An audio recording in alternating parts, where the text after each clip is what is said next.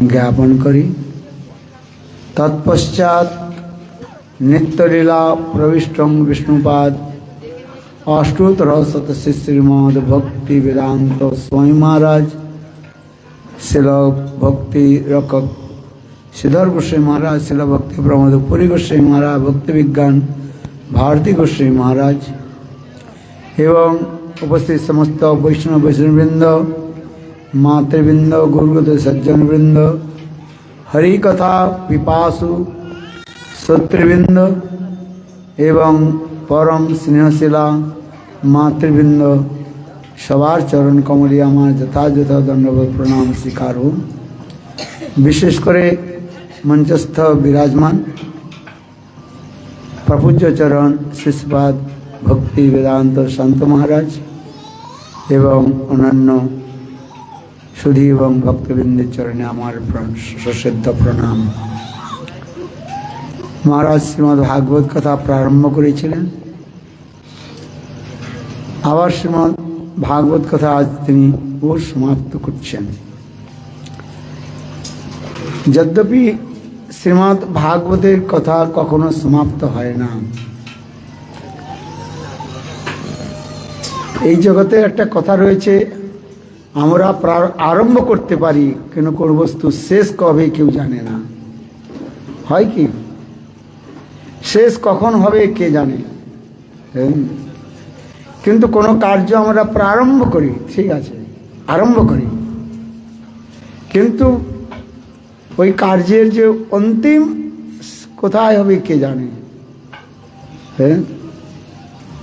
ঠিক তদ্রূপ অপ্রাকৃত শাস্ত্রের মধ্যে বলা রয়েছে ভগবানের কথা কখনো সমাপ্ত হয় না। সেই ভগবানের কথা বলবার আর শুনবার আমাদের যোগ্যতা কোথায়? কেন চিৎ জগতের কথা, অপ্রাকৃত ভাষার কথা সেখানে রয়েছে। আর আমাদের সেই প্রাকৃত ইন্দ্রিয়ের দ্বারা সেই কথাকে আমরা কি করে শ্রবণ করব, ধারণ করব, সম্ভব নয়। তথাপি ভগবান কৃপা করে তিনি আমাদের কাছে প্রকটিত হন।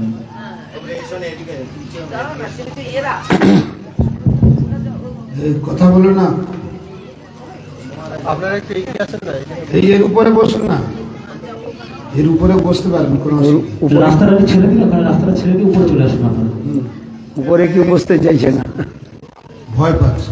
হ্যাঁ, কিছু বলতে হবে না, বসে পড়ো চুপচাপ।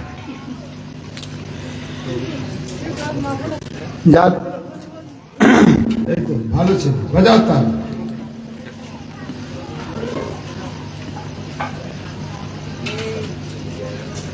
হ্যাঁ, কথা বলেছেন। কথা আপনারা শ্রীমদ্ ভাগবতে দশম স্কন্ধের কথা আপনারা শ্রবণ করলেন। কৃষ্ণের জন্মলীলা, তারপরে কৃষ্ণের অনেক লীলার কথা বর্ণন করা হয়েছে। সমস্ত লীলা কথা কীর্তন করার সম্ভব সময় অত্যন্ত সংক্ষেপ, অল্প সময়ের মধ্যে এত কথা বলবারও সম্ভব নয়। সুখদেব গোস্বামী পাদ পরীক্ষিত মহারাজের নিকট কত সময় হরিকথা বলেছিলেন বলুন? হ্যাঁ, 7 দিন। 7 दिन, केवल रात बोलेंगे क्या? 7 दिन 7 रात कंटिन्यू है তিনি কথা বলেছেন। 24 আওয়ার্স, হ্যাঁ, 24 আওয়ার্স 7 days 7 night। হ্যাঁ, আর আমরা 1-2 ঘন্টা একটু হরিকথা বললাম, তাতে কতটুকু আর বলা যাবে? তাতেই আবার চলে যাবে, তাতেই আবার লোকে ধৈর্য ধারণ করতে পারে না। হ্যাঁ, গৃহের মধ্যে অনেক কার্য রয়েছে। হ্যাঁ, কিন্তু যখন সুখদেব গোস্বামী পাদ পরীক্ষিত মহারাজ কাছে যখন এই হরিকথা কীর্তন করেছিলেন, তিনি আবার মাঝে মাঝে তিনি ভাবাবিষ্ট হয়ে যেতেন। আবার এমনও কথা রয়েছে, গোপীগণের কথা স্মরণ করার সঙ্গে সঙ্গে ষান্মাসিক ভবেদ মূর্ছা। এই জন্য শ্রীমদ্ ভাগবতের মধ্যে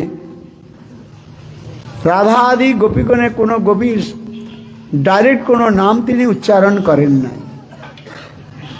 অনেক পণ্ডিতগণ এই সম্পর্কে বিতর্ক করেন যে শ্রীমদ্ ভাগবতের মধ্যে রাধা আদি গোপীগণের নাম কেন উল্লেখ নাই। তারা এই প্রশ্ন করেন। এই সম্পর্কে বলতে গিয়ে সনাতন গোস্বামী পাদ বৃহৎ ভাগবতামৃতের মধ্যে সুন্দর উত্তর দিয়েছেন। যে স্বয়ং সুখদেব গোস্বামী পাদ যখন তিনি রাধা আদি গোপীগণের যখন স্মরণ করতেন কেবল, বলে ষান্মাসিক ভাবে ভাবেত মূর্ছা, 6 মাস কাল পর্যন্ত তিনি মূর্ছিত হয়ে যেতেন। এত প্রগাঢ় তাঁর অনুরাগ ছিল। আর সেই রাধারানীর বিরহে তিনি এত বিরহান্বিত ছিলেন, স্মরণ করার সঙ্গে সঙ্গে তিনি মূর্ছিত হয়ে যেতেন। এই বলতে ষান্মাসিক ভবেত মূর্ছা। দেখুন 6 মাস তো মূর্ছা করে। আবার সনাতন গোস্বামী পাদ বলছেন, সুখদেব গোস্বামী পাদ যখন রাধা আদি গোপীগণের সেই মহাভাবের কথাগুলো যখন বর্ণন করতে যাচ্ছেন, কৃষ্ণ রাস থেকে অন্তর্ধান হয়ে যাওয়ার পর যে গোপীগণ কৃষ্ণ বিরহে এত বিরহান্বিত ছিলেন, সেই গোপীগণের ভাব মাধুর্যগুলোকে তিনি বলবার প্রয়াস করছিলেন। আবার কোন কোন ভাব, গোপীগণের কোন ভাব, সেইটা যখন বলতে যাচ্ছেন, তখন স্বয়ং রাধা আদি গোপীগণ তারা সুখদেব গোস্বামীর সন্নিকট প্রকট হয়েছিলেন। তারা প্রকট হয়ে বললেন, ননবদহ, হে সুখদেব গোস্বামী, আমাদের নাম এখানে তুমি বলবে না। কেন না? অনধিকারী লোকের নিকট আমাদের নাম বললে, কীর্তন করলে তারা উপহাস করবে। এই জন্য অনধিকারী লোকের নিকট বলতে নাই। সুখদেব গোস্বামী পাদ শ্রীমতী রাধারানীকে তিনি গুরু রূপেই তিনি স্মরণ করতেন। এই জন্য শাস্ত্রের মধ্যে বলা রয়েছে, গুরুদেবের নাম যত্র তত্র বলতে নাই। গুরুদেবের নাম যদি বলতে হয় অত্যন্ত শ্রদ্ধার সহিত হাত জোড় করে প্রণাম করে তখন সেখানে বলতে হয়। গুরুদেবের নাম যেখানে সেখানে বলতে নেই, গুরুপাদ পদ্ম বাস। বিশেষ ক্ষেত্রে সেখানে তাঁর নাম উচ্চারণ করতে হয়। তাই সুখদেব গোস্বামী পাদ এই শিক্ষাটা তিনি পেলেন। রাধারানী বললেন যে এখানে অনেক অনধিকারী ব্যক্তিগণ বসে রয়েছেন। কেন? সুখদেব গোস্বামী পাদ যখন এই ভাগবত কথা কীর্তন করেন তখন অনেক প্রকারের লোক তখন এসেছিল। আহুত, অনাহুত, রবাহুত, শ্রদ্ধালু, অশ্রদ্ধালু, হাস পরিহাস করার জন্য অনেক লোক আসে। বুঝতে পারছেন? যেখানে ভাগবতের কথা হয় অনেক প্রকারের লোক আসে, এক প্রকারের লোক আসে না। সকলে শ্রদ্ধা করে আসেন তা নয়। অনেক বলে দেখো এখানে কি হচ্ছে। যেমন কোনো জায়গায় অনেক ব্যক্তি এক জড়ো হয়ে যায়, একত্রিত হয়, তখন রাস্তা দিয়ে হেঁটে যারা যাচ্ছেন তো বলে এত লোক কেন এখানে একত্রিত হয়েছে, দেখে যাই, উঁকি ঝুঁকি মেরে মারে। ভিড় দেখে ভিড় বাড়ায়। ভিড় দেখে আবার ভিড় বাড়ায়।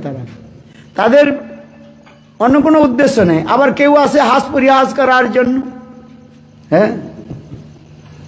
কত লোকের কত লোক রয়েছে। 88,000 কেবল তো সাধুগণ ছিলেন সেখানে। 88,000 বলে। আমি বলুন তা কত সন্ত মহাত্মা, কত রকমের লোক রয়েছে। এই জন্য স্বয়ং রাধারানী প্রকট হয়ে সুখদেব গোস্বামীকে আজকে এই শ্লোকটা বললেন, ননো বদহ, হে সুখদেব গোস্বামী, তুমি আমাদের নাম এখানে উচ্চারণ করবে না। যারা অশ্রদ্ধালু, যাদের শ্রদ্ধা নাই, তাদের কাছে মহাভাগবতী গোপীগণের নাম উচ্চারণ করা উচিত নয়। কিন্তু সুখদেব গোস্বামী মনে মনে চিন্তন আবার করলেন, শাস্ত্রের মতো বিধান রয়েছে, কোনো কিছু করতে হলে প্রথমে গুরুদেবকে স্মরণ করতে হয়। প্রথমন্ত গুরু পূজ্যম ততশ্চৈব মম অর্চনম। স্বয়ং ভগবান বললেন প্রথমন্ত গুরু পূজ্যম, প্রথমে গুরুদেবের পূজা করতে হয়, গুরুদেবের নাম নিতে হয়। জয়ধ্যানে দিলে আমার কার নাম নেই, প্রথমে গুরুপাদ বলেন, যিনি যার কাছ থেকে দীক্ষা গ্রহণ করেছেন, সেই দীক্ষা গুরু হরিনাম গুরু নাম গ্রহণ করতে হয়। এটি শাস্ত্রের বিধান রয়েছে। এই জন্য প্রথমন্ত গুরু পূজ্যম ততশ্চৈব মম অর্চনম, আগে গুরুদেবের পূজা করতে হয়, গুরুদেবের অর্চন করতে হয়, তারপরে ভগবানের অর্চন করতে হয়। কেননা গুরুর কৃপাতে আমরা ভগবানকে জানতে পারি। যাহার কৃপা হলে ভগবানের কৃপা হয়, যাহার কৃপা না হলে ভগবানের কৃপা পাওয়া যায় না। সেই গুরুপাদের চরণে বারবার মস্তক নমন করতে হয়। যস্য প্রসাদাৎ ভগবৎ প্রসাদ, যস্য প্রসাদানগতি কুতয়োপি ধ্যান সুপঙ্ক্ত যশস্ত্রী সন্দম বন্দে গুরুশ্রী চরণারবিন্দ। শাস্ত্রীয় বচন গুরুবাষ্টকের মধ্যে বলা হয়েছে, গুরুদেবের ধ্যান কথা বলা হয়েছে, গুরুদেবের স্মরণ করার কথা সেখানে শাস্ত্রের মধ্যে বলা রয়েছে। তাই সুখদেব গোস্বামী মনে মনে বিচার করলেন, আমার তো গুরুদেব স্বয়ং শ্রীমতী রাধারানী, যিনি আমাকে এত করে শিখিয়ে পড়িয়ে পাঠিয়েছেন। একদিন প্রথম দিন বলেছিলাম না যে সুখদেব গোস্বামী পূর্বজন্মে কি ছিলেন, মনে আছে? পূর্বজন্মে তিনি কি ছিলেন? সুখ পক্ষী ছিলেন, সুখ পাখি ছিলেন, টিয়া পাখি। হ্যাঁ, স্বয়ং রাধারানী তাকে সমস্ত কিছু শিক্ষা দিয়েছেন, কি করে কৃষ্ণ নাম জপ করতে হয়, সবকিছু শিখিয়েছেন। রাধারানীর পালিত সুখ বলা হয়, সুখদেব গোস্বামীকে বলা হয় রাধারানীর পালিত সুখ। সেই সুখদেব গোস্বামী এখন অধুনা সুখদেব গোস্বামী রূপে তিনি প্রকটিত হয়েছেন। তাই রাধারানী তিনি স্মরণ করছেন। এখন রাধারানী নিজে আবার বললেন, হে সুখ, তুমি আমাদের নাম উচ্চারণ করো না। এখানে আবার শাস্ত্রে বলা রয়েছে, যদি গুরুদেবের নাম উচ্চারণ না হয় সে জিহা কখনো শুদ্ধ হয় না। জিহা শুদ্ধি হয় গুরুপাদ স্মরণের দ্বারা। এই জন্য শাস্ত্রের মধ্যে রয়েছে, কোথাও যদি গুরু অবজ্ঞা হয়ে যায় তাহলে সর্বম নিষ্ফলং ভাবে, সবকিছু তার নিষ্ফল হয়ে যায়। যশ শ্রী আয়ু ধন সম্পত্তি সেখানে কি হয়ে যায়, তার নষ্ট হয়ে যায়, ক্ষয়প্রাপ্ত হয়ে যায়।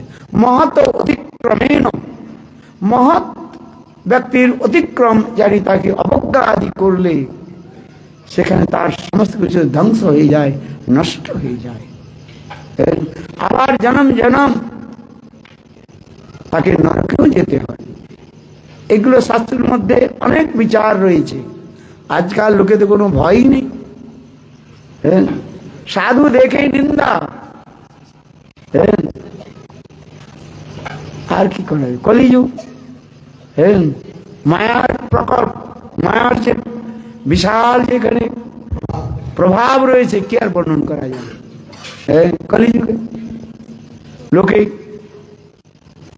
লাল কাপড় দেখলেই নিন্দা শুরু। বস, কি করা যায়। কিন্তু জানে না তারা যে জন্ম জন্ম তাদের কোথায় গতি হয়। তাই সুখদেব গোস্বামী পাদ মনে মনে চিন্তা করলেন, রাধারানী গুরুদেবের তো আদেশ হয়েছে তার নাম না গ্রহণ করতে পারে। আবার শাস্ত্র বলা হয়েছে গুরুদেবের নাম গ্রহণ না করলে জিহা শুদ্ধি হয় না। যা কিছু বলা যায় প্রথমেই গুরুদেবের বন্দনা করতে হয়। গুরু বন্দনার কথা রয়েছে শাস্ত্রের মধ্যে, প্রথমে গুরু বন্দনা করতে হয়। হ্যাঁ, আবার এইদিকে কি করবেন, তিনি বিচার করতে লাগলেন কি করা যায়। হ্যাঁ, বলে লাঠি না ভাঙে আর সাপ না মনে হ্যাঁ, তাহলে এমন একটা কার্য করতে হবে। হ্যাঁ, তাই তিনি কি করলেন, সুখদেব গোস্বামী রাধা আদি গোপীগণের সেখানে নাম উচ্চারণ করলেন। কিভাবে না, পরোক্ষ রূপে, ইনডাইরেক্টলি, প্রত্যক্ষ নাম না নিয়ে সেখানে তিনি পরোক্ষ রূপে তিনি নাম নিলেন। ভাগবতের মধ্যে সর্বত্র শ্রীমতী রাধারানীর নাম রয়েছেন। দেখুন আমরা কি বলি, শ্রীমৎ ভাগবতম। আমাদের জীব গোস্বামী পাদ বলেছেন এই শ্রী শব্দের অর্থ হচ্ছে শ্রীমতী রাধারানী। বলো রাধা রানী কি। হ্যাঁ, যারা বলেন যে ভাগবতের মধ্যে রাধারানীর নাম নাই, কোন গোপীগণের নাম নাই, হ্যাঁ, নাই বলতে নাই, নাই বলতে নাই, বাড়ান্ত বলতে বাড়ান্ত। দেখুন, কিন্তু আমাদের জীব গোস্বামী পাদ বললেন ভাগবতের মধ্যে সর্বত্র প্রতি অক্ষরে প্রতি শ্লোকে রাধারানীর নাম রয়েছে। হ্যাঁ, কেন এই শ্রীমৎ ভাগবত হলেন রাধা প্রদত্ত গ্রন্থ। কি গ্রন্থ? রাধা প্রদত্ত গ্রন্থ। হিন্দিতে একটা বলে রাধা বিনা কৃষ্ণ আধা।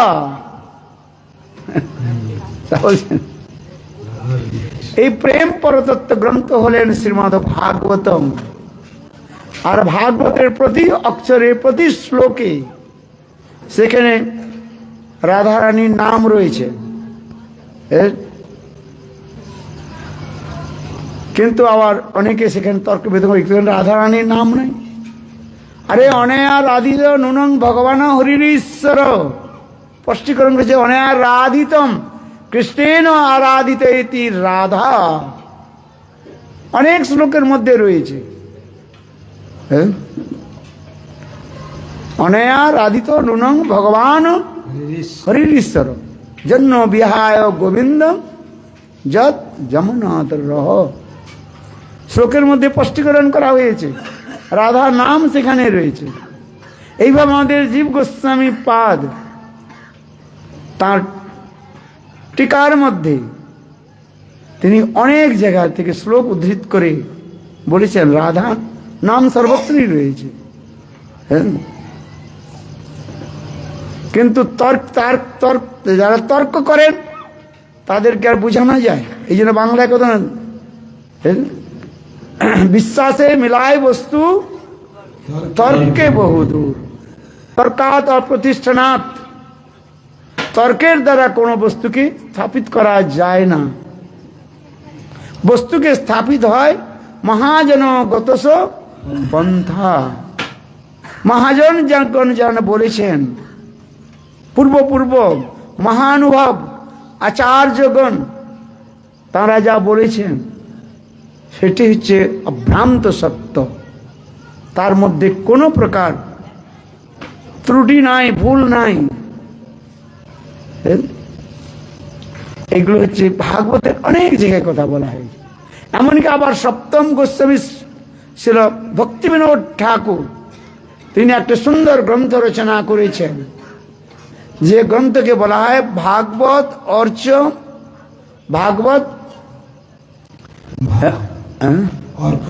অর্ক মরিচিমালা। ভাগবত অর্ক মরিচিমালা। তিনি ভাগবতের মূল মূল শ্লোককে তিনি সংগ্রহ করে একটা সুন্দর গ্রন্থ তৈরি করেছেন। কেবল ভাগবতের শ্লোক, অন্য কোনো গ্রন্থ থেকে তিনি শ্লোক নেন নাই, কেবল ভাগবতের শ্লোকগুলোই নিয়েছেন। সম্বন্ধ, অভিধেয়, প্রয়োজন, এইভাবে তিনি সুন্দরভাবে সাজিয়ে তিনি গ্রন্থ রচনা করেছেন। সেই গ্রন্থের মধ্যে ছিল ভক্তিবিনোদ ঠাকুর, সপ্তম গোস্বামী ভক্তিবিনোদ ঠাকুর। আবার কেবল সপ্তম গোস্বামী বললেও হয় না, কম হয়ে যায়। তিনি হলেন সাক্ষাৎ রাধারানীর অত্যন্ত প্রিয় সখী মঞ্জুরি, কমল মঞ্জুরি। তিনি নিজের পরিচয় দিয়েছেন, কেন যে ব্যক্তি বলছেন সেই ব্যক্তি কে? সাক্ষাৎ কমল মঞ্জুরি, রাধারানীর অত্যন্ত প্রিয় সখী কমল মঞ্জুরি। সেই কমল মঞ্জুরি জানি ভক্তিবিনোদ ঠাকুর এই সুন্দর ভাগবত অর্ক মরিচা মালা গ্রন্থের মধ্যে তিনি একটা শ্লোক উদ্ধৃত করেছেন। এই শ্লোকটি হচ্ছে শ্রীমতী রাধারানীর, তিনি উচ্চারণ করেছেন। এই শ্লোক হলো ললিতা দেবী, এই শ্লোক হলো বিশাখা দেবী, এই শ্লোক হলো রূপমঞ্জরি, রতিমঞ্জরি, সমস্ত মঞ্জরি এবং সখীগণের নাম তিনি সেখানে উল্লেখ করে তিনি বলেছেন সবকিছু। এই জন্য বলছেন, যাহা ভাগবত পড়ো বৈষ্ণবের স্থানে, একান্ত আশ্রয় করো চৈতন্য চরণে। চৈতন্য মহাপ্রভুর চরণে একান্ত রূপে, ঐকান্তিক রূপে আমাদের নিষ্ঠা রাখতে হবে, আশ্রয় গ্রহণ করতে হবে। দিয়েছেন তো আবার কি? আচ্ছা,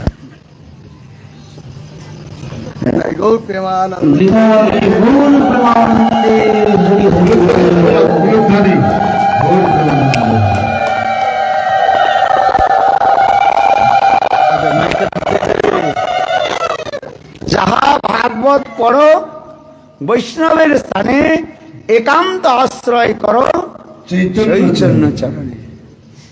যদি চৈতন্য মহাপ্রভু চরণে আমরা আশ্রয় লাভ না করি,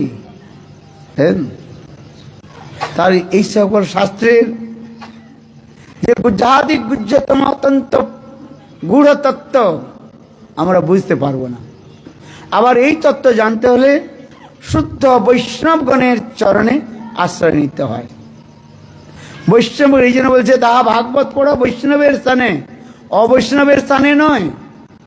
কেবল বিদ্যা বুদ্ধি পাণ্ডিত্যের দ্বারা জানা যায় না। ভগবানকে জানতে হলে দিনহীন হয়ে সেই সকল মহানুভব বৈষ্ণবগণের চরণে সমর্পিত হতে হয়।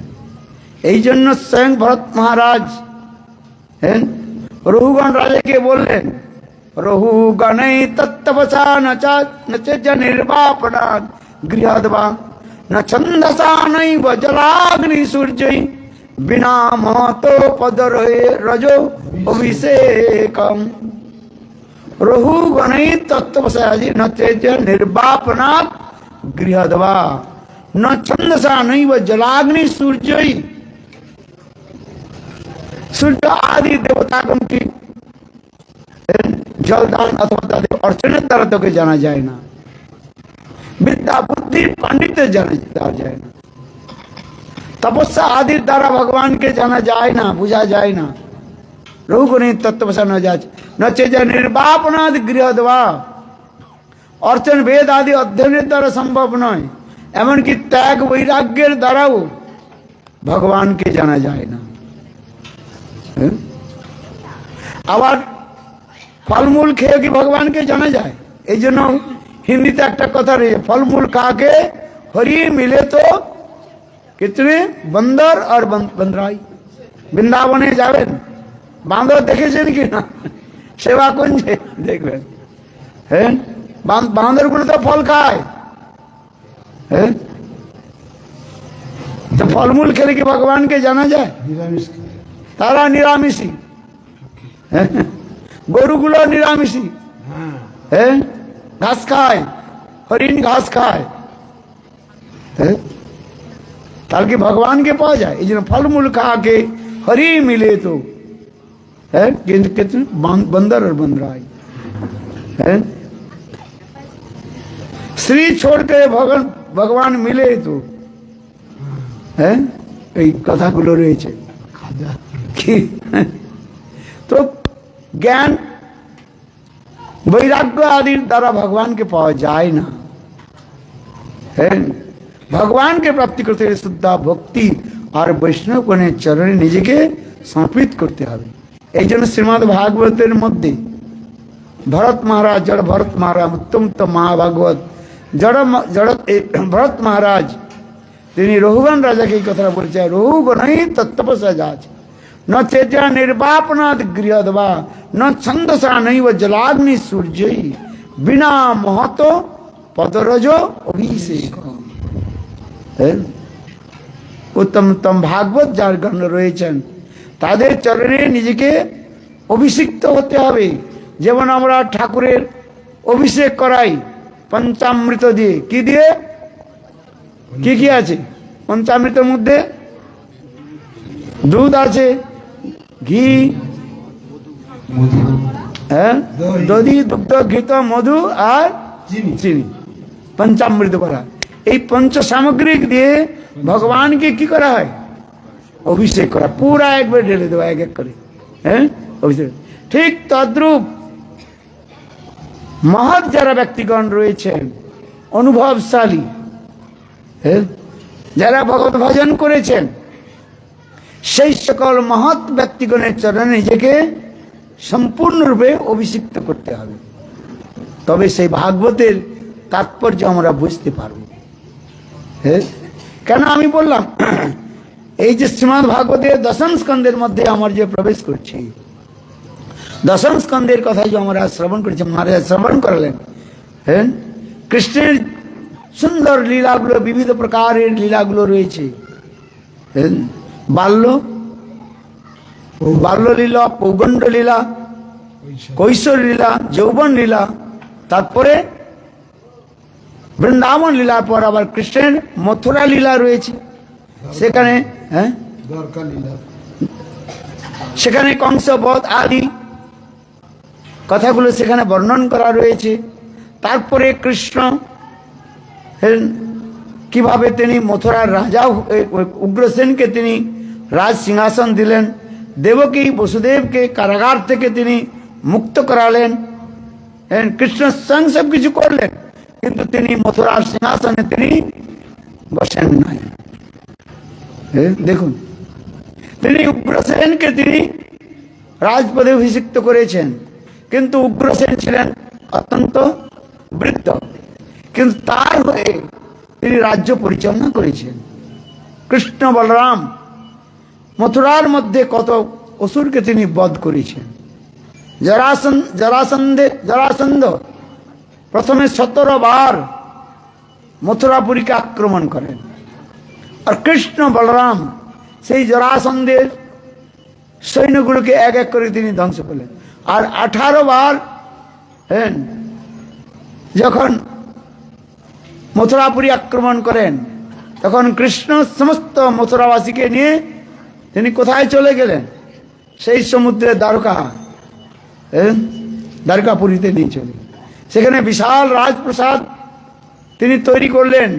বিশ্বকর্মার দ্বারা তিনি বিশাল রাজপ্রাসাদ তৈরি করলেন, বিশাল দ্বারকাপুরী।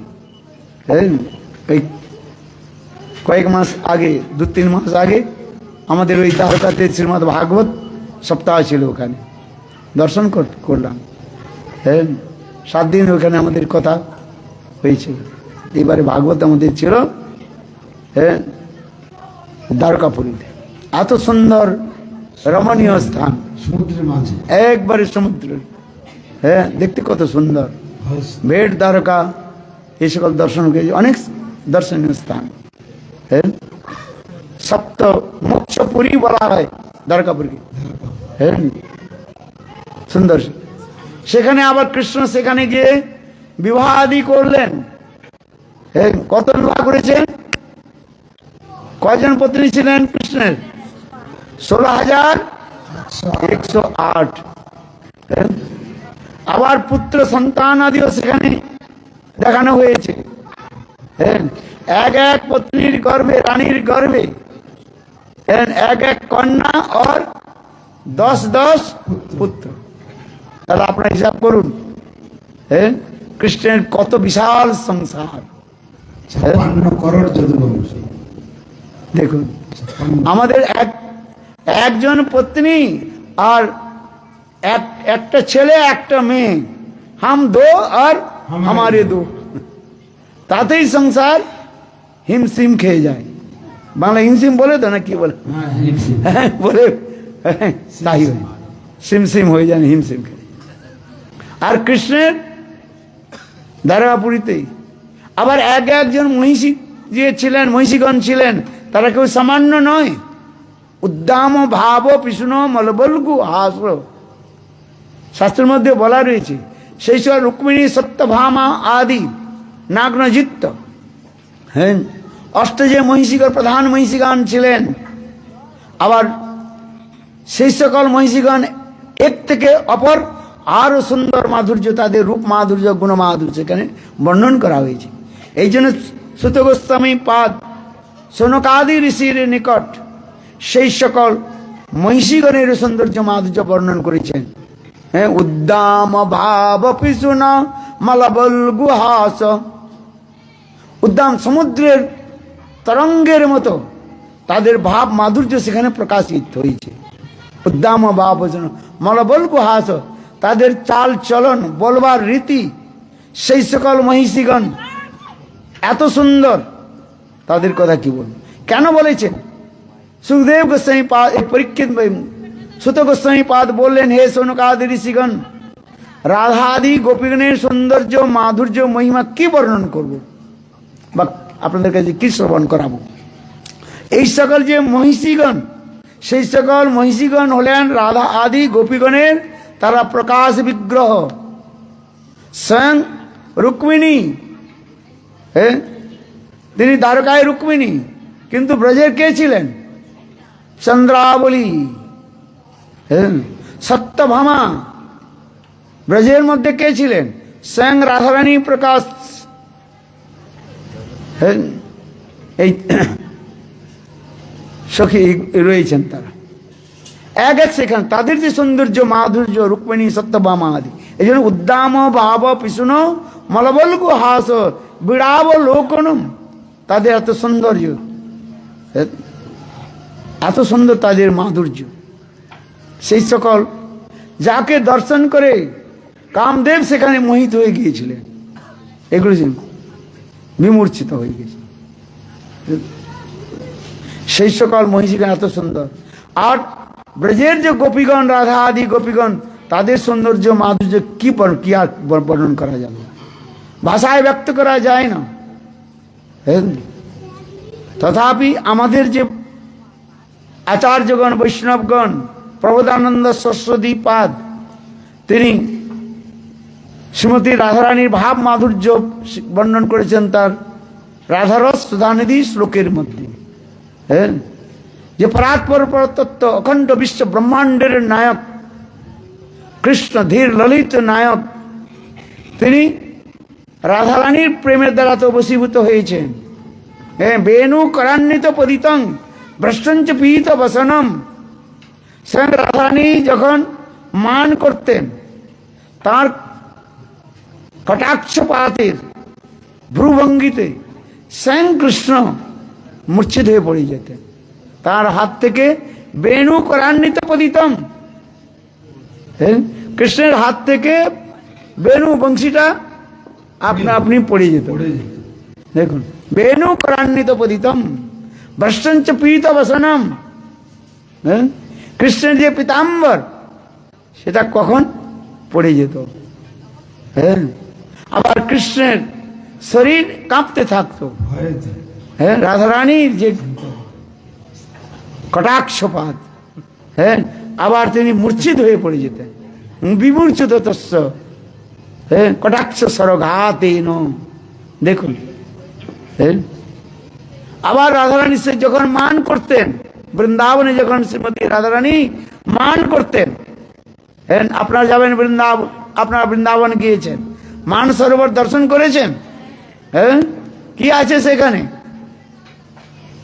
কি দর্শন করেছেন? মান সরোবর দর্শন করেছেন, হ্যাঁ, বলে শ্রীমতী রাধারানী মান করেছিলেন, আর মান করার সময় কৃষ্ণের জন্য তিনি সেখানে এত রোদন করেছিলেন, কান্নাকাটি করেছিলেন, সে তার জন্য সেই তার চোখের জলে সেই সরোবর পরিপূর্ণ হয়েছিল, জলে, চোখের জলে। আমাদের চোখের জল কতটুকু আছে? 1-2 মিনিট কান্না কাটার পর, 1 মিনিট না, 2-4 সেকেন্ড, 2-4 বিন্দু জল পড়ার পর আর জল পড়েই না, পড়েই না, বাতাসা ভেজে বাতাসা ভেজেই না বলছে মার। কিন্তু দেখুন রাধারানী মান করে যখন ওই সরোবরের কাছে গিয়ে ওই স্থানে গিয়েছিলেন, তার চোখ থেকে জলের দ্বারা এত বিশাল সরোবর ওই যাকে বলা হয় মান সরোবর, এত সুন্দর। আমি এই জন্য বলছি রাধারানী যখন মান করতেন, হ্যাঁ, মান করে কুঞ্জের দ্বার বন্ধ করে দিতেন, কৃষ্ণকে আবার মধুর ভাষার দ্বারা তাকে গালি দিতেন, ছল কপট ধূর্ত, হ্যাঁ, লম্পট, এই সকল শব্দ উচ্চারণ করেছেন, হ্যাঁ। যৎকিংগ্রসু বহুশ খলু কাকু বাণী নিত্যং পরশ পুরুষ শিখণ্ড মৌলে যস্সা কদা রসনি দেবী সভানু জায়া তৎকলি কুঞ্জে ভবনাঙ্গন মার্জনী সং।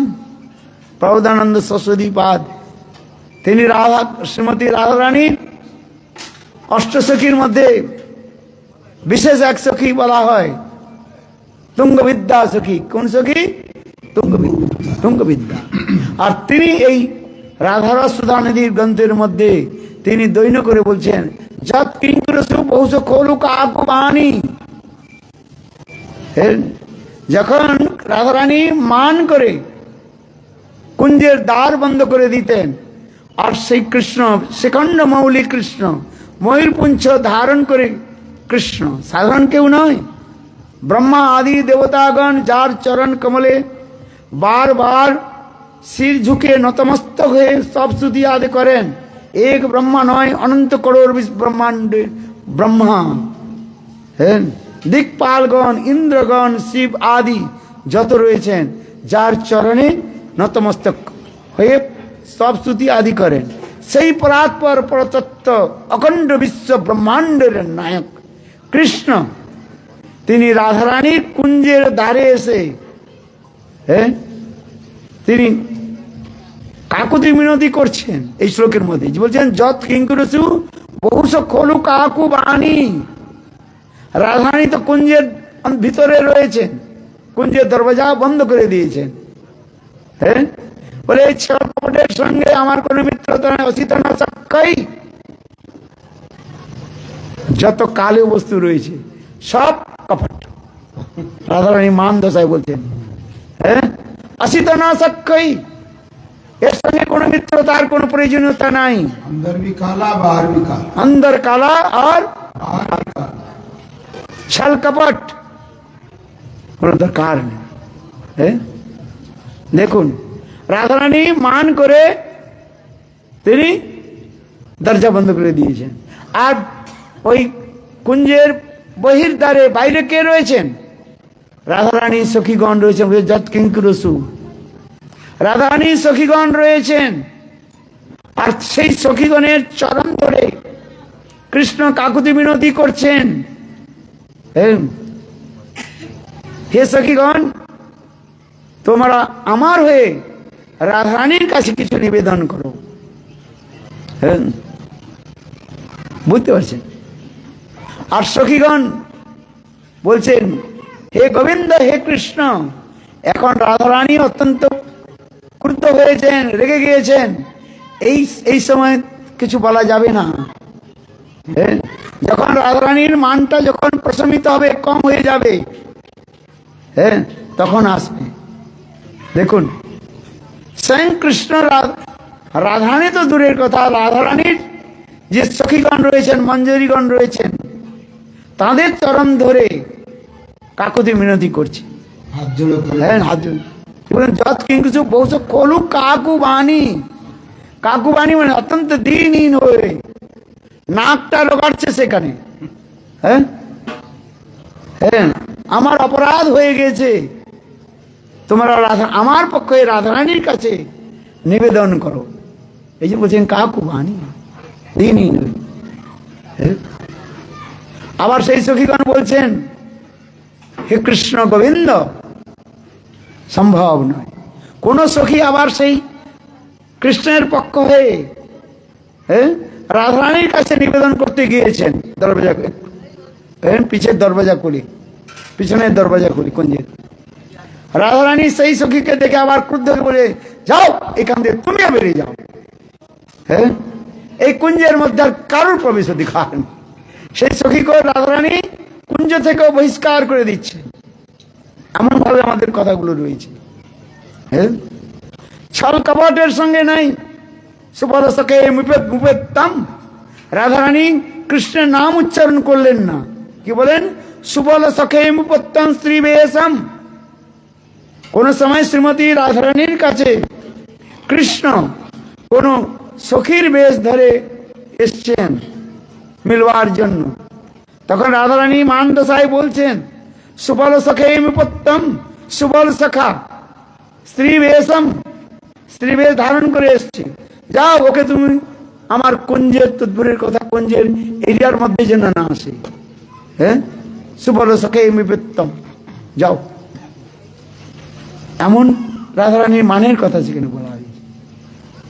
এত সুন্দর সুন্দর কথাগুলো রয়েছে, আমাদের গোস্বামীবর্গ তাদের গ্রন্থের মধ্যে বর্ণন করেছেন।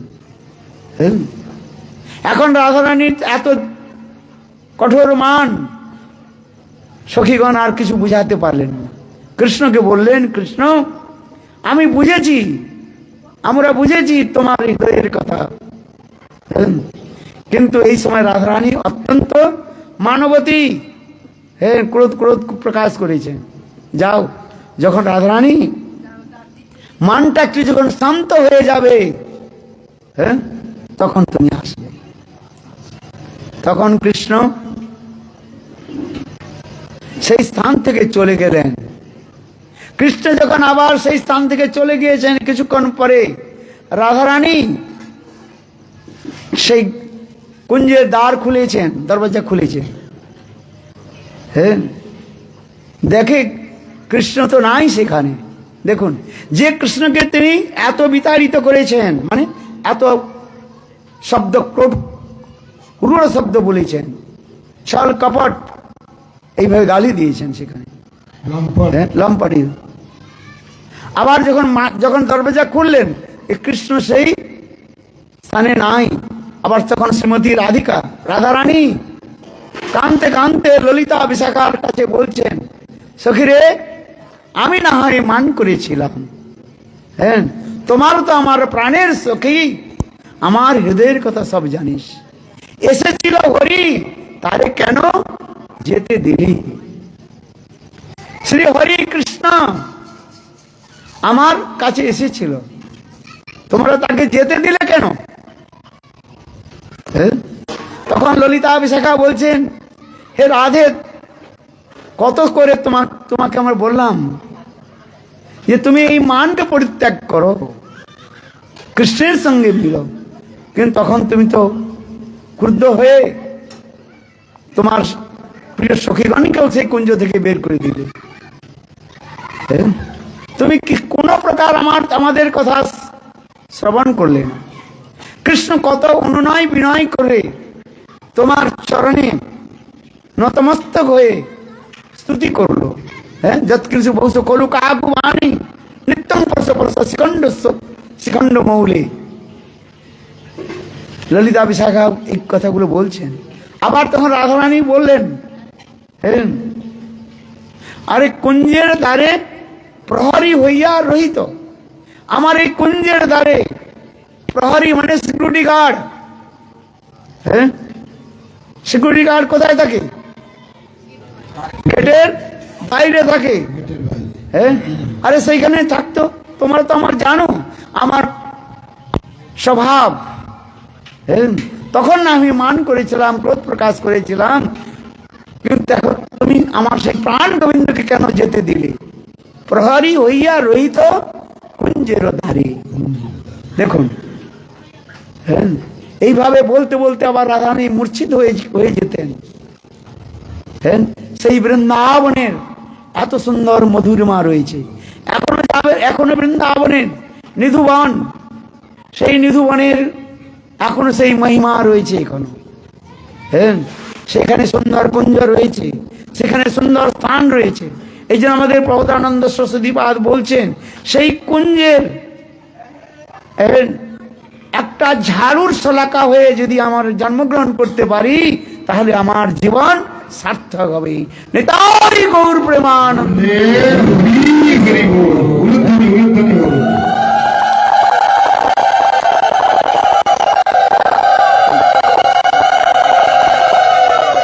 কেবল একটা শ্লোকে এখানে বলা হচ্ছে, যৎ কিংসু বৌস খোলু কাকু বাণী নিত্যং পরশ পুরুষ শিকন্ন মৌলে, যৎ কিংসু বৌস খোলু কাকু বাণী। সেই কুঞ্জের একটা ঝাড়ুর শলাকা, শলাকা বুঝেন তো আপনারা? একটা কাঠি, মানে যাকে বাংলায় আমরা বলি ঝাঁটার একটা কাঠি, নারকেল কাঠি। হ্যাঁ, সেই ঝাঁটা কাঠি, একটা কাঠি হয়ে যদি আমার জন্ম হয়, তাহলে আমার জন্ম সার্থক। সেই কুঞ্জের কি মহিমা! হ্যাঁ, নিধুবন নিকুঞ্জবন, এখনো সেই বৃন্দাবনে নিধুবনে সেবা কুঞ্জে এখনো সেই রাস হয়। লোকে বিশ্বাস করে না, হ্যাঁ, বলে কৃষ্ণ আছে নাকি? আবার এখনো সেই সেবা কুঞ্জের মধ্যে রাত্রি 10টার পর, হ্যাঁ, 12টার পর কোনো ব্যক্তি সেখানে থাকে না, এমনকি বাঁদরগুলো সেখানে থাকে না। আশ্চর্য! অনেক সায়েন্টিস্ট, বৈজ্ঞানিক তারা বিচার করলেন, বলে কি করে হয়? এমনকি সত্য এই ঘটনাও রয়েছে, হ্যাঁ, যে সেই রাত্রির মধ্যে রাত্রিতে সেখানে রাস হয়, রাসস্থলী। সেই রাসস্থলীতে কেবল শ্রীমতী রাধারানী কৃষ্ণার সখীগণ সেখানে থাকেন। কোনো পুরুষের অধিকার নেই, কোনো জীবের আর কারো অধিকার নেই। বাঁদরগুলো পর্যন্ত থাকে না, আর বেরিয়ে যায়। কি আশ্চর্য!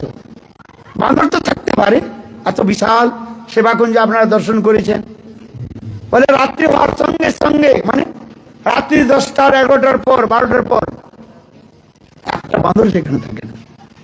সব দেওয়াল টপকে, হ্যাঁ, দেওয়াল লাভ দিয়ে সব চলে যায়। কি আশ্চর্য!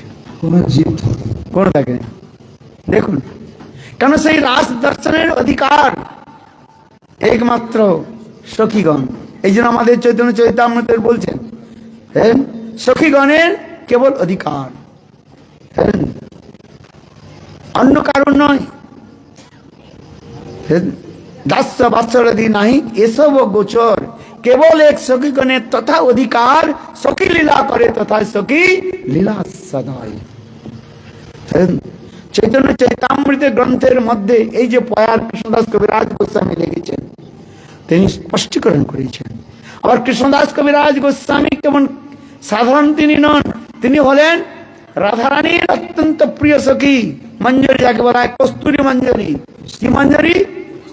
কস্তুরী মঞ্জরি। তিনি তার নিজের অনুভব, সাক্ষাৎ দর্শনের অনুভব, তিনি চৈতন্য চরিতামৃত গ্রন্থের মধ্যে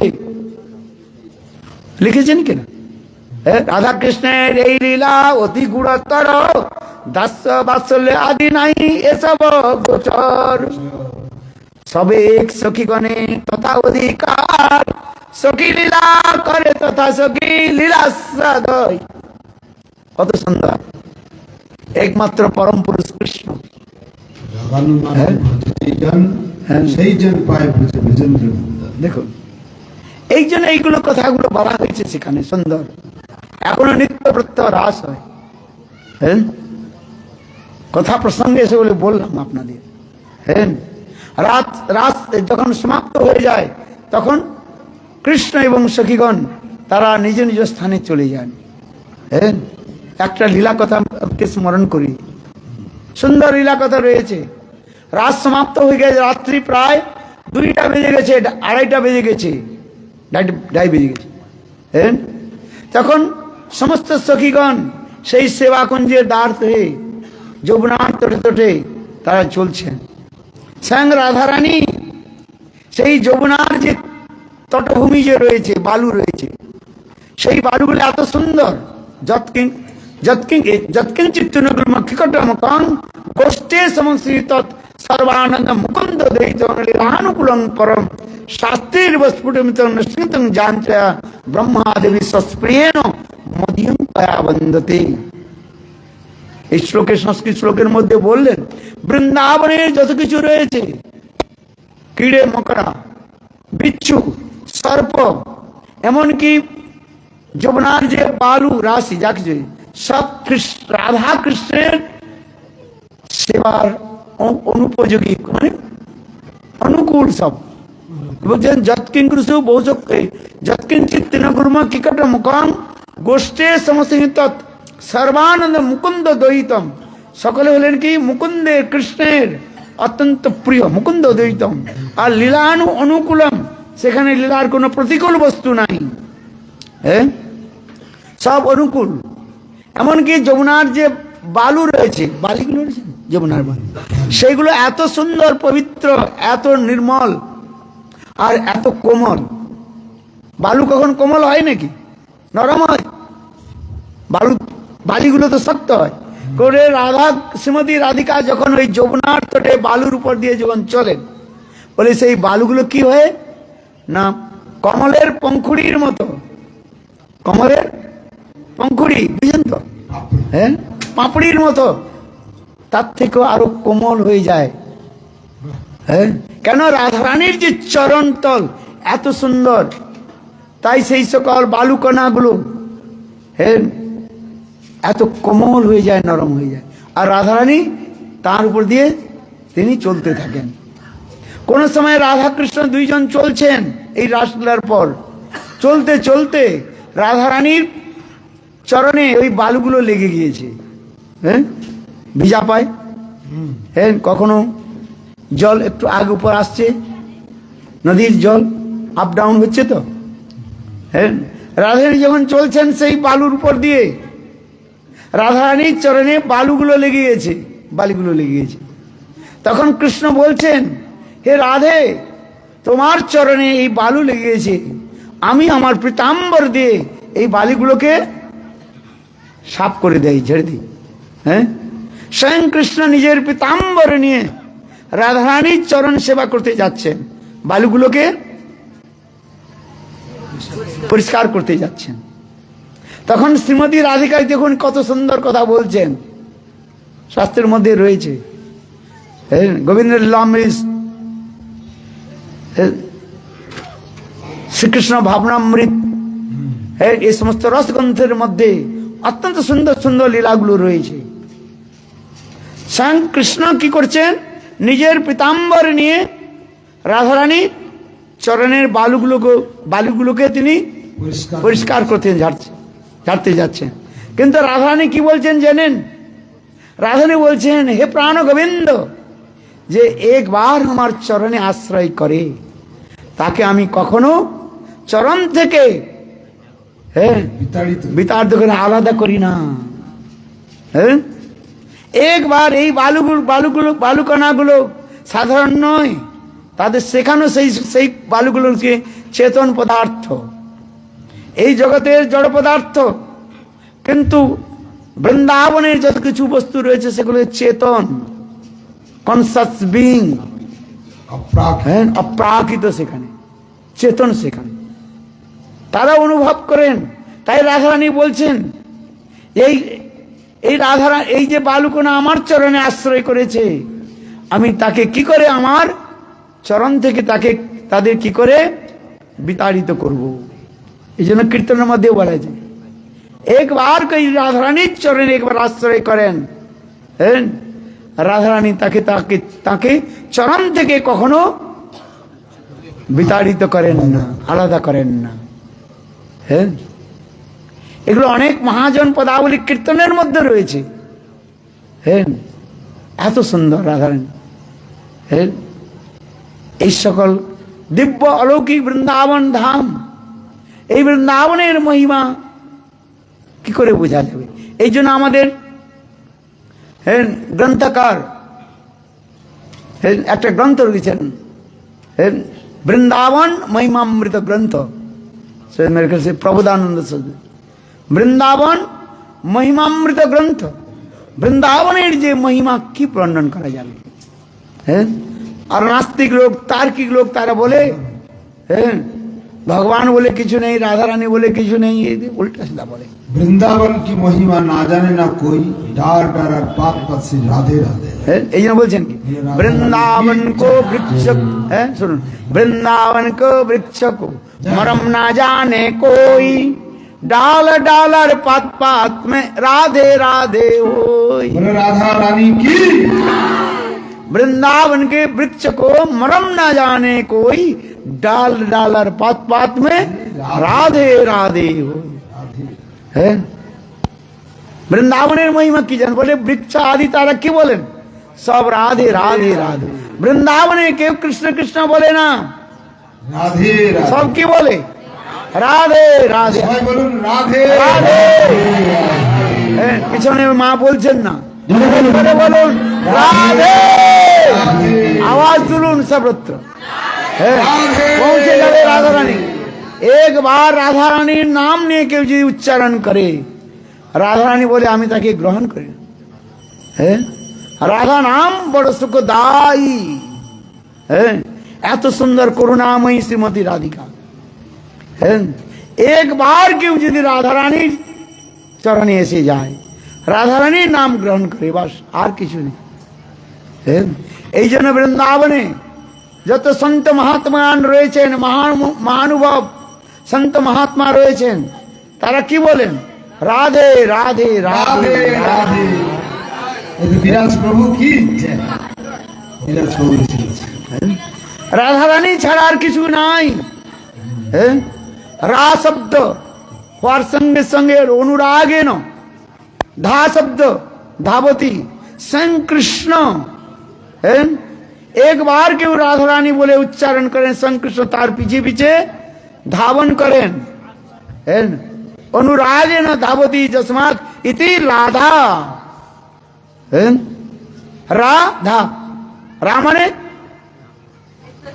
অনুরাগ, ধাবত, হ্যাঁ রা, আর ধা মানে ধাবতী, তার পিছে পিছে দৌড়ায়, সংকৃষ্ণ তার পিছে পিছনে দৌড়ায়।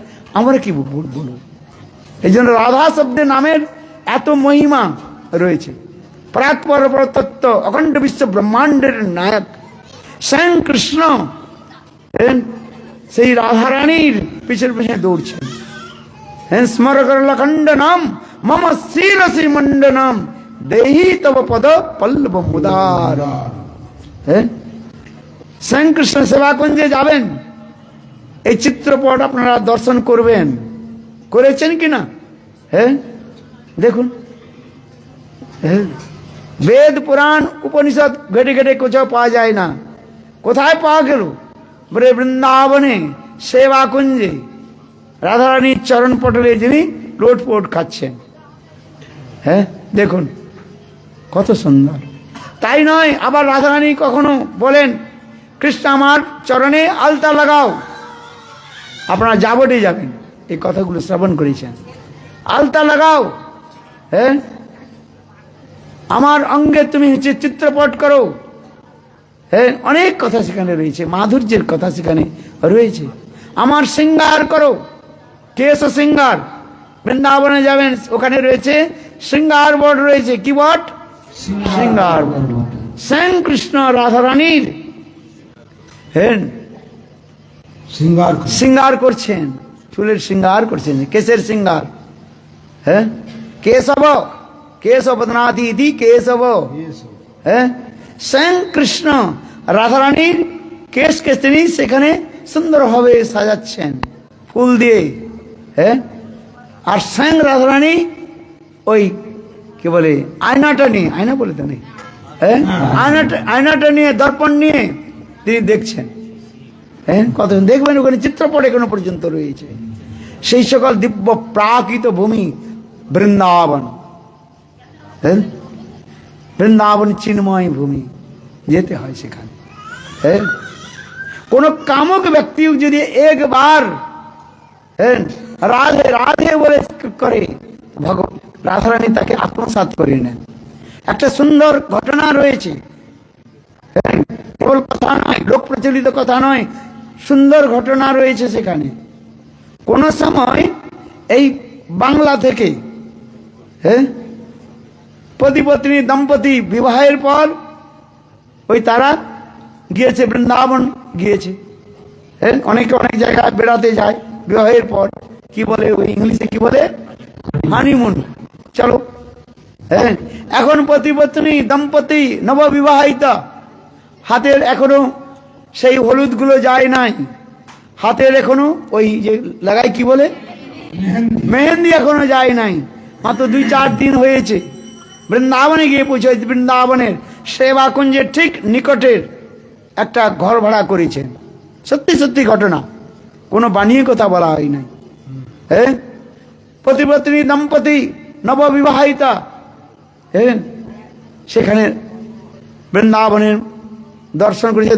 2-1 দিন থাকার পর পত্নী জ্বর হয়ে গেল, হ্যাঁ, বুখার হয়ে প্রবল জ্বর। সেই জ্বরের মধ্যে তার পত্নী দেহত্যাগ করল। হ্যাঁ, ঠিক সেবাকুঞ্জের সামনেই, সেবাকুঞ্জের দরজা রয়েছে না, তার সামনে। এখন তো অনেক বড় বড় এই হয়ে গেছে, ঘর হয়ে গেছে, কিন্তু আজ থেকে কিছু বছর, কিছু বছর আগেকার কথা, 50-60 বছর আগের কথা। হ্যাঁ, এখন পত্নীর নাম ছিল, কি নাম ছিল? কিশোরী। কিশোরী। হ্যাঁ, দেখুন, কিশোরী। এখন পত্নীর বিয়োগে সেই ব্যক্তি পাগল হয়ে গেল। হ্যাঁ, আর বুঝতে পারছেন, পত্নীর বিয়োগে, পত্নী যখন মারা গিয়েছেন, দাহ সংস্কার সবকিছু হয়ে গেল, আর সেই ব্যক্তি সেখানে পত্নীর বিরহে বৃন্দাবনে পাগলের মতো ঘুরতে আরম্ভ করলো। আর হ্যাঁ, পাগল হয়ে বাস পত্নীর নাম নেই কীর্তন করতে সব ঘুরতো। হ্যাঁ, কিশোরী কিশোরী কিশোরী কিশোরী কিশোরী কিশোরী। পত্নী কি নাম ছিল? কিশোরী। কিশোরী। দেখুন, এখনো যাবেন বৃন্দাবনে, এই কথাগুলো শ্রবণ করবেন। হ্যাঁ, কিশোরী কিশোরী কিশোরী কিশোরী। রাত্রি 12টা-1টার সময় ওই ঠিক সেবাকুঞ্জের দ্বারে ওই রাস্তা দিয়ে যাচ্ছে, আর জোরে জোরে চিৎকার করে আপনার পত্নীকে ডাকছেন, কিশোরী কিশোরী কিশোরী কিশোরী। হ্যাঁ, ঠিক সেই সময় রাত সমাপ্ত হয়ে গিয়েছে। সেবাকুঞ্জ থেকে স্বয়ং শ্রীমতী রাধিকা তাঁর সখীগণের সঙ্গে বেরিয়ে আসছেন। ললিতা, বিশাখা আদি সখীগণ সখী ঘিরে রয়েছেন। রাধারানী এসছে, আর ওই সময় ওই ব্যক্তি কিশোরী কিশোরী কিশোরী বলে চিৎকার করছে। হ্যাঁ, হে কিশোরী তুমি কোথায়, কিশোরী তুমি কোথায়? হ্যাঁ, পাগলের মতো হয়ে উন্মাদ হয়ে নৃত্য করছে, কিশোরী কিশোরী কিশোরী কিশোরী। হ্যাঁ, রাধারানী বলছেন, হে ললিতে, হে বিশাখে, এই ব্যক্তিকে আমাকে দর্শন দিতে হবে। তখন ললিতা বিশাখা বলছেন, আরে না না, এ তো পাগল। হ্যাঁ, এর পত্নীর নাম ছিল কিশোরী। কিশোরী। হ্যাঁ, বিয়ে পাগলা বলে না বাংলা, একটা কি বলে? হ্যাঁ, বউ পাগলা। বউ পাগলা কি বলে? বউ পাগলা। হ্যাঁ, নিজের বউর জন্য, পত্নীর জন্য পাগল হয়েছে রে ভাই। ললিতা বিশাখা বলছেন, রাধে তুমি কে? তো পাগল, পাগল কি দর্শন দেবে? হ্যাঁ, কিন্তু রাধারানী কত দেখুন করুণাময়ী করুণাং কুরুময়ী করুণা ভরিতে। রাধারানী বললেন, আরে যেইভাবে হোক না কেন এই বৃন্দাবনের কিশোরী হলাম আমি, নিত্য কিশোরী। হ্যাঁ, রাধারানীর এক নাম হচ্ছে কি নিত্য কিশোরী। হ্যাঁ, ভালোই ওর কার কিছু নাম দেখুন। অজামিল আপনার নিজের ছেলের নাম কি রেখেছিল? নারায়ণ। তাতেই তার সব সদ্গতি হলো কি হয় না? হয়েছে। হ্যাঁ, নামাভাসে অজামিল পাইল বৈকুণ্ঠ। হ্যাঁ, নিজের পুত্রের নাম পুত্রপুত্র নাম উচ্চারণ, হ্যাঁ, বৈকুণ্ঠ মাপনদী। দেখুন, তাই রাধারানী বললেন, আরে এই ব্রজের মধ্যে কিশোরী তো আমি হলাম একমাত্র কিশোরী, নিত্য কিশোরী। হ্যাঁ, আমাকে ডাকছে। হ্যাঁ, যিনি যেভাবে একবার আমাকে ডাকে আমি আর থাকতে পারি না। তাই রাধারানী সাক্ষাৎ রূপে তাকে দর্শন দিলেন। দেখুন কত করুণাময়। একবার কেউ বৃন্দাবনে যায় এই ভাবনা নিয়ে থাকতে হবে। বৃন্দাবনে থাকলে তো আর হয় না, এই ভাবগুলো নিতে হবে। হ্যাঁ, ভাবগ্রাহী জনার্দন। কেবল বৃন্দাবনে তো অনেকে থাকে, শুকর থাকে, কুকুর থাকে, চোর ডাকাত গুলোও থাকে। হ্যাঁ, গরু কে বলে কাটে যারা কোথায়? কষায় তারাও থাকে। তো সব কি ভক্ত হয় না? হ্যাঁ, ভাবনা যদি হয়, ভাবগ্রাহী জনার্দন। দেখুন রাধারানী কত করুণাময়। হ্যাঁ, তাকে দর্শন দিলেন। এই জন্য যারা বৃন্দাবনে থাকেন, বাস করেন, তারা কেউ সামান্য নয়, তারা রাধারানীর অত্যন্ত প্রিয় পাত্রী। হ্যাঁ, যিনি যেভাবেই থাকুন না কেন, হ্যাঁ, তাকে সম্মান করতে হয়। হ্যাঁ, দেখুন বৃন্দাবনে এত মহিমা। হ্যাঁ, ভাবনা নিয়ে থাকতে হবে এইটুকু মাত্র, বাস, আর কিছু না। হ্যাঁ, যদি ভাবনা না থাকে তাহলে কি হবে আর? হ্যাঁ, সেই জন্য বৃন্দাবনে যে সকল মহাত্মাগণ রয়েছেন তারা রাধারানীর অত্যন্ত কৃপাপাত্রী। রাধে রাধে নাম তারা জপ করেন। আপনার বৃন্দাবনে যাবেন, অনেক সন্ত মহাত্মা রয়েছেন, তারা কোনো পরচর্চায় পরনিন্দার মধ্যে তারা থাকেন না। হ্যাঁ, তারা সদা সর্বদা বাস রাধারানীর ভাবের মধ্যে তারা ডুবে থাকেন। হ্যাঁ, কে কি করছে না করছে। আর বৃন্দাবনের থেকে যদি ওই উল্টি সিধি কথা বলে তার কি হয়? বৃন্দাবনবাসী হয় নাকি?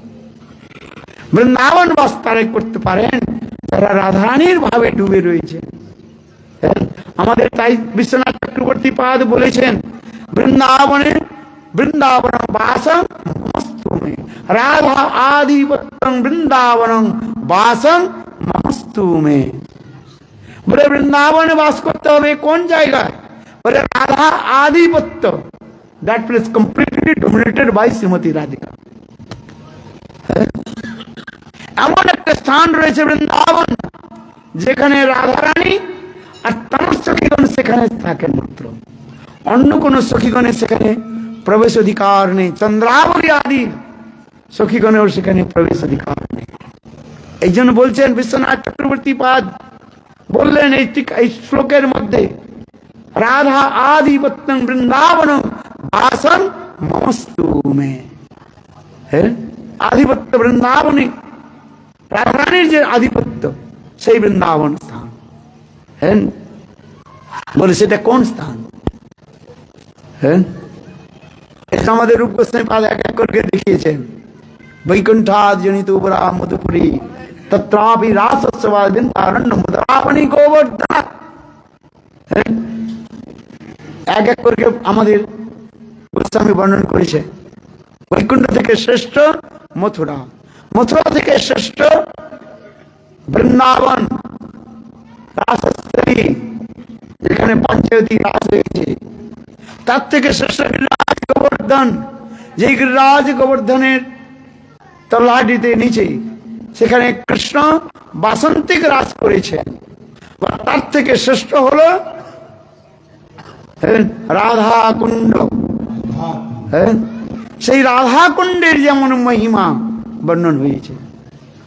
হ্যাঁ, সেই রাধা কুণ্ড এমন একটা স্থান, সেই স্থান যোগমায়ার দ্বারা আবৃত থাকে। জটিলা কুটিলা অন্য কোনো জায়গা যেতে পারে, চন্দ্রাবলী আদি সখীগণ যেতে পারে, কিন্তু রাধাকুণ্ড এমন একটা দিব্য অলৌকিক স্থান, সেখানে শ্রীমতী রাধিকা তার সখীগণ কেবলমাত্র সেখানে প্রবেশ অধিকার। এত দিব্য রাধাকুণ্ড, আপনারা যাবেন রাধাকুণ্ডে। সেই রাধাকুণ্ডের অষ্টকোণে অষ্টসখীর সেখানে কুঞ্জ রয়েছে। ললিতা দেবীর কুঞ্জের নাম হয় ললিতানন্দ কুঞ্জ। হ্যাঁ, ললিতানন্দ কুঞ্জ, বিশাখানন্দ কুঞ্জ, চিত্রা, চম্পকলতা, সুদেবী, রঙ্গদেবী, এই সমস্ত সখীগণের সুন্দর সুন্দর কুঞ্জ রয়েছে সেখানে। হ্যাঁ, আবার রাধা কুণ্ডের মধ্যস্থলে সেখানে একটা সুন্দর কুঞ্জ রয়েছে, সেই কুঞ্জকে বলা হয় সানন্দ সুখদ কুঞ্জ। সেই কুঞ্জের অধিকারী হলেন রাধারানী ছোট বোন, কি নাম? অনঙ্গমঞ্জরি কুঞ্জ সেখানে বলা হয়। হ্যাঁ, সেই কুঞ্জের রাধারানীর মধ্যস্থলে, রাধা কুণ্ডের মধ্যস্থলে, সেখান থেকে জল, চারিদিকে জল, তাহলে সেই কুঞ্জের সেখানে মধ্যস্থলে কুঞ্জের কি করে যাবে না, যোগমায়া সেখানে কমলের দ্বারা, পুষ্পের দ্বারা সুন্দর একটা সেতু তৈরি করে, ব্রিজ তৈরি করে। সেই ব্রিজের উপর শ্রীমতী রাধারানী তার সখীদের নিয়ে সেই সানন্দ সুখদ কুঞ্জে সেখানে যান, আর সেখানে সুন্দর লীলা বিলাস আদি করেন। হ্যাঁ, যখন রাধারানী চলে যান, আবার সেই ব্রিজটা মানে সেতুটা, হ্যাঁ, সেখান থেকে চলে যায়, ভ্যানিশ হয়ে যায়। আবার যখন রাধারানী সেই কুঞ্জ লীলা করে যখন আসবেন, তখন আবার সেই সেতুটা আবার সেখানে প্রাকৃত দিব্য সেখানে রয়েছে। এমন সুন্দর রাধা কুণ্ড, এই জন্য বলছেন রাধা কুণ্ড এমন একটা দিব্য স্থান। আর এই জন্য বলছেন রাধা আদিপত্যং বৃন্দাবনং বাসং মমস্তু। হ্যাঁ, এত সুন্দর। এই জন্য আমাদের উপস্থিতিবাদ বলেন সর্বশ্রেষ্ঠ স্থান কোথায়, বলে রাধা কুণ্ড। হ্যাঁ, যে কুণ্ডকে স্বয়ং চৈতন্য মহাপ্রভু আজ থেকে 5 বছর আগে তিনি প্রকাশ করেছেন। হ্যাঁ, চৈতন্য মহাপ্রভু সর্বত্র ভ্রমণ করতে করতে যখন এই রাধা কুণ্ডের এই স্থানে এলেন, আরিড গ্রামে আসি প্রভু করিলা নাম সংকীর্তন, যেখানে স্বয়ং কৃষ্ণ অরিষ্টাসুরকে বধ করেছিলেন। হ্যাঁ, সেই আরিড গ্রামে এসে চৈতন্য মহাপ্রভু বললেন যে ভাগবতে বর্ণন রয়েছে এখানে রাধাকুণ্ড কৃষ্ণকুণ্ডের কথা। সেই রাধাকুণ্ড কৃষ্ণকুণ্ড কোথায়? বৃদ্ধ ব্রজবাসীগণ সেখানে উত্তর দিতে পারলেন না, বলে জানি নাই। ব্রজে থাকেন, তারা জানেন না রাধাকুণ্ড আর শ্যামকুণ্ড কোথায়। হ্যাঁ, একজন বৃদ্ধ বললেন যে এইখানে একটা ধানের ক্ষেত রয়েছে, সেই ধানের ক্ষেতের মধ্যে 2টি কুণ্ড রয়েছে। এক কুণ্ডকে বলা হয় কালী ক্ষেত, আর একটা কুণ্ডকে বলা হয় গৌরী ক্ষেত। হ্যাঁ, ছোট কুণ্ড। মহাপ্রভু সেই গৌরী ক্ষেতের মধ্যে স্নান করে সেই কুণ্ডকে তিনি বললেন এটা হলো রাধা কুণ্ড। রাধা কুণ্ড কি? আর সেই কালী ক্ষেত, সেইখানে যে কুণ্ড ছিল, সেই কুণ্ডে স্নান করে মহাপ্রভু প্রকাশ করলেন এই কুণ্ডের নাম হলো কৃষ্ণকুণ্ড। দেখুন এত সুন্দর। এই জন্য যদি চৈতন্য মহাপ্রভু প্রকট না হতেন তাহলে আমরা এসব কথাগুলো কি জানতে পারতাম না? ব্রজবাসী জানে আজ পর্যন্ত, আপনি বলুন। হ্যাঁ, এই জন্য আমাদের মহাজনগণ লিখেছেন যদি গৌরাঙ্গ নইত তবে কি হইত, কেমনে ধরিতাম দে। যদি গৌরাঙ্গ নইত তবে কি হইত, কেমনে ধরিতাম দে। রাধার মহিমা প্রেম রস সীমা জগতে জানা তোকে। রাধার মহিমা প্রেম রস সীমা জগতে জানা তোকে। এখন কত সুন্দর এই কীর্তন, হ্যাঁ, মহাজন পদাবলী এত সুন্দর। এইসব কথা আমাদের জানতে হবে। মহানুভব রসিক সন্ত মহাত্মগণের সঙ্গ করতে হবে, তবে তো ভাগবতের তাৎপর্য আমরা জানতে পারবো। হ্যাঁ, যাহা ভাগবত, এই জন্য বললাম প্রথমে শুরু করেছিলাম, যাহা ভাগবত পড়ো বৈষ্ণবের স্থানে একান্ত আশ্রয় করো চৈতন্য চরণে। এখান থেকে শুরু করেছিলাম না, যে ভাগবতের যে মহিমা, ভাগবত যে কথা কি সার, সেটা আমাদের জানতে হবে। হ্যাঁ, যারা চৈতন্য মহাপ্রভু অনুগত জন, হ্যাঁ, অন্য কোন অনুগত জনের সঙ্গ করলে হবে না। হ্যাঁ, চৈতন্য মহাপ্রভুকে যারা আশ্রয় করেছে, হ্যাঁ, বুঝতে পারছেন? বলছেন যাহা ভাগবত পড়ো বৈষ্ণবের স্থানে একান্ত আশ্রয় করো চৈতন্য চরণে। হ্যাঁ, গৌরাঙ্গের সঙ্গী গণে নিত্য সিদ্ধ করি মানে। হ্যাঁ, গৌরাঙ্গের যে পরিকর রয়েছেন তাদের সঙ্গ করতে হবে। রাধা মাধব অন্তর, হ্যাঁ, সেই রাধা মাধবের কথা তারা বুঝতে পারবে, কেননা গৌর সুন্দর কৃপা বিনা এই রাধা মাধবের যে অপ্রাকৃত দিব্য লীলা আমরা বুঝতে পারবো না আর অনুভব করতে পারবো না। হ্যাঁ, যথা যথা গৌর পদার বিন্দে বিন্দের ভুয়াত কৃত পুণ্য তথা তথা সর্বি হৃ অকস্মাৎ রাধা পদাম্বুজ সুধাম্বুরাসে। কিছু করতে হবে না, হ্যাঁ, কোন সাধন ভজনের প্রয়োজনীয়তা নাই, কেবল চৈতন্য মহাপ্রভু চরণে আশ্রয় করে দিন, বাস সমর্পিত করে দিন। নিতাই গৌর প্রেমানন্দ।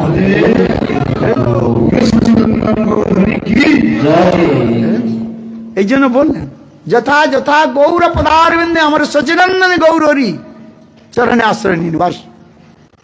হ্যাঁ, সচিনন্দন গৌর সুন্দরকে আপনি, হ্যাঁ, হৃদয় ধন বলে জেনে নিন, বাস।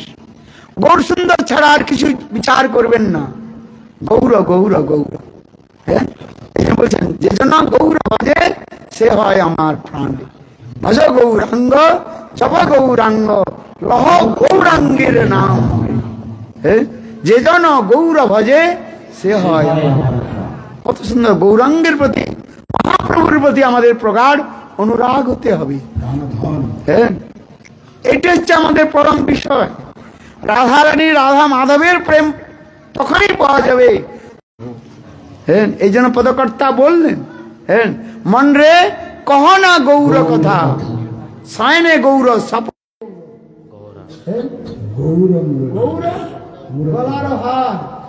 আর কিছু না, জীবনে জীবনে গৌর, মরণে কিছু না চাইব। দেখুন কত সুন্দর!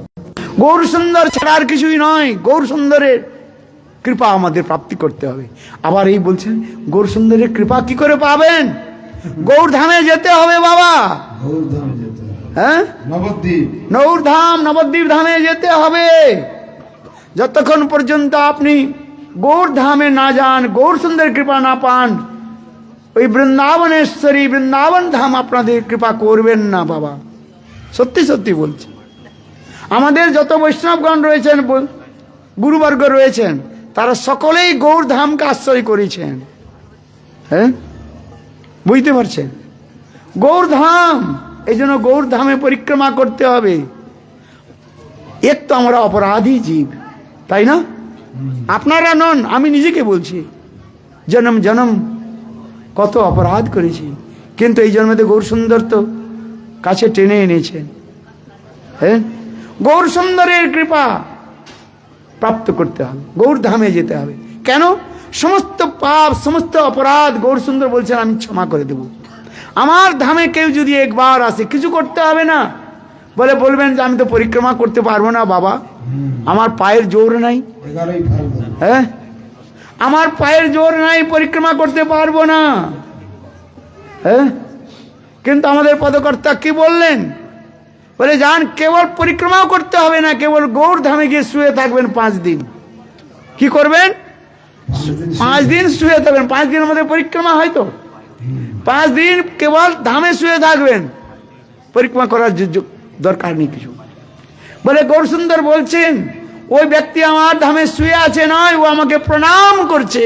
হৃদয় গর্ব হ্যাঁ, নিষ্কপটে আপনি বলবেন, হে গৌর সুন্দর, আমার এই পায়ের তো জোর নাই, আমি তো পরিক্রমা করতে পারবো না।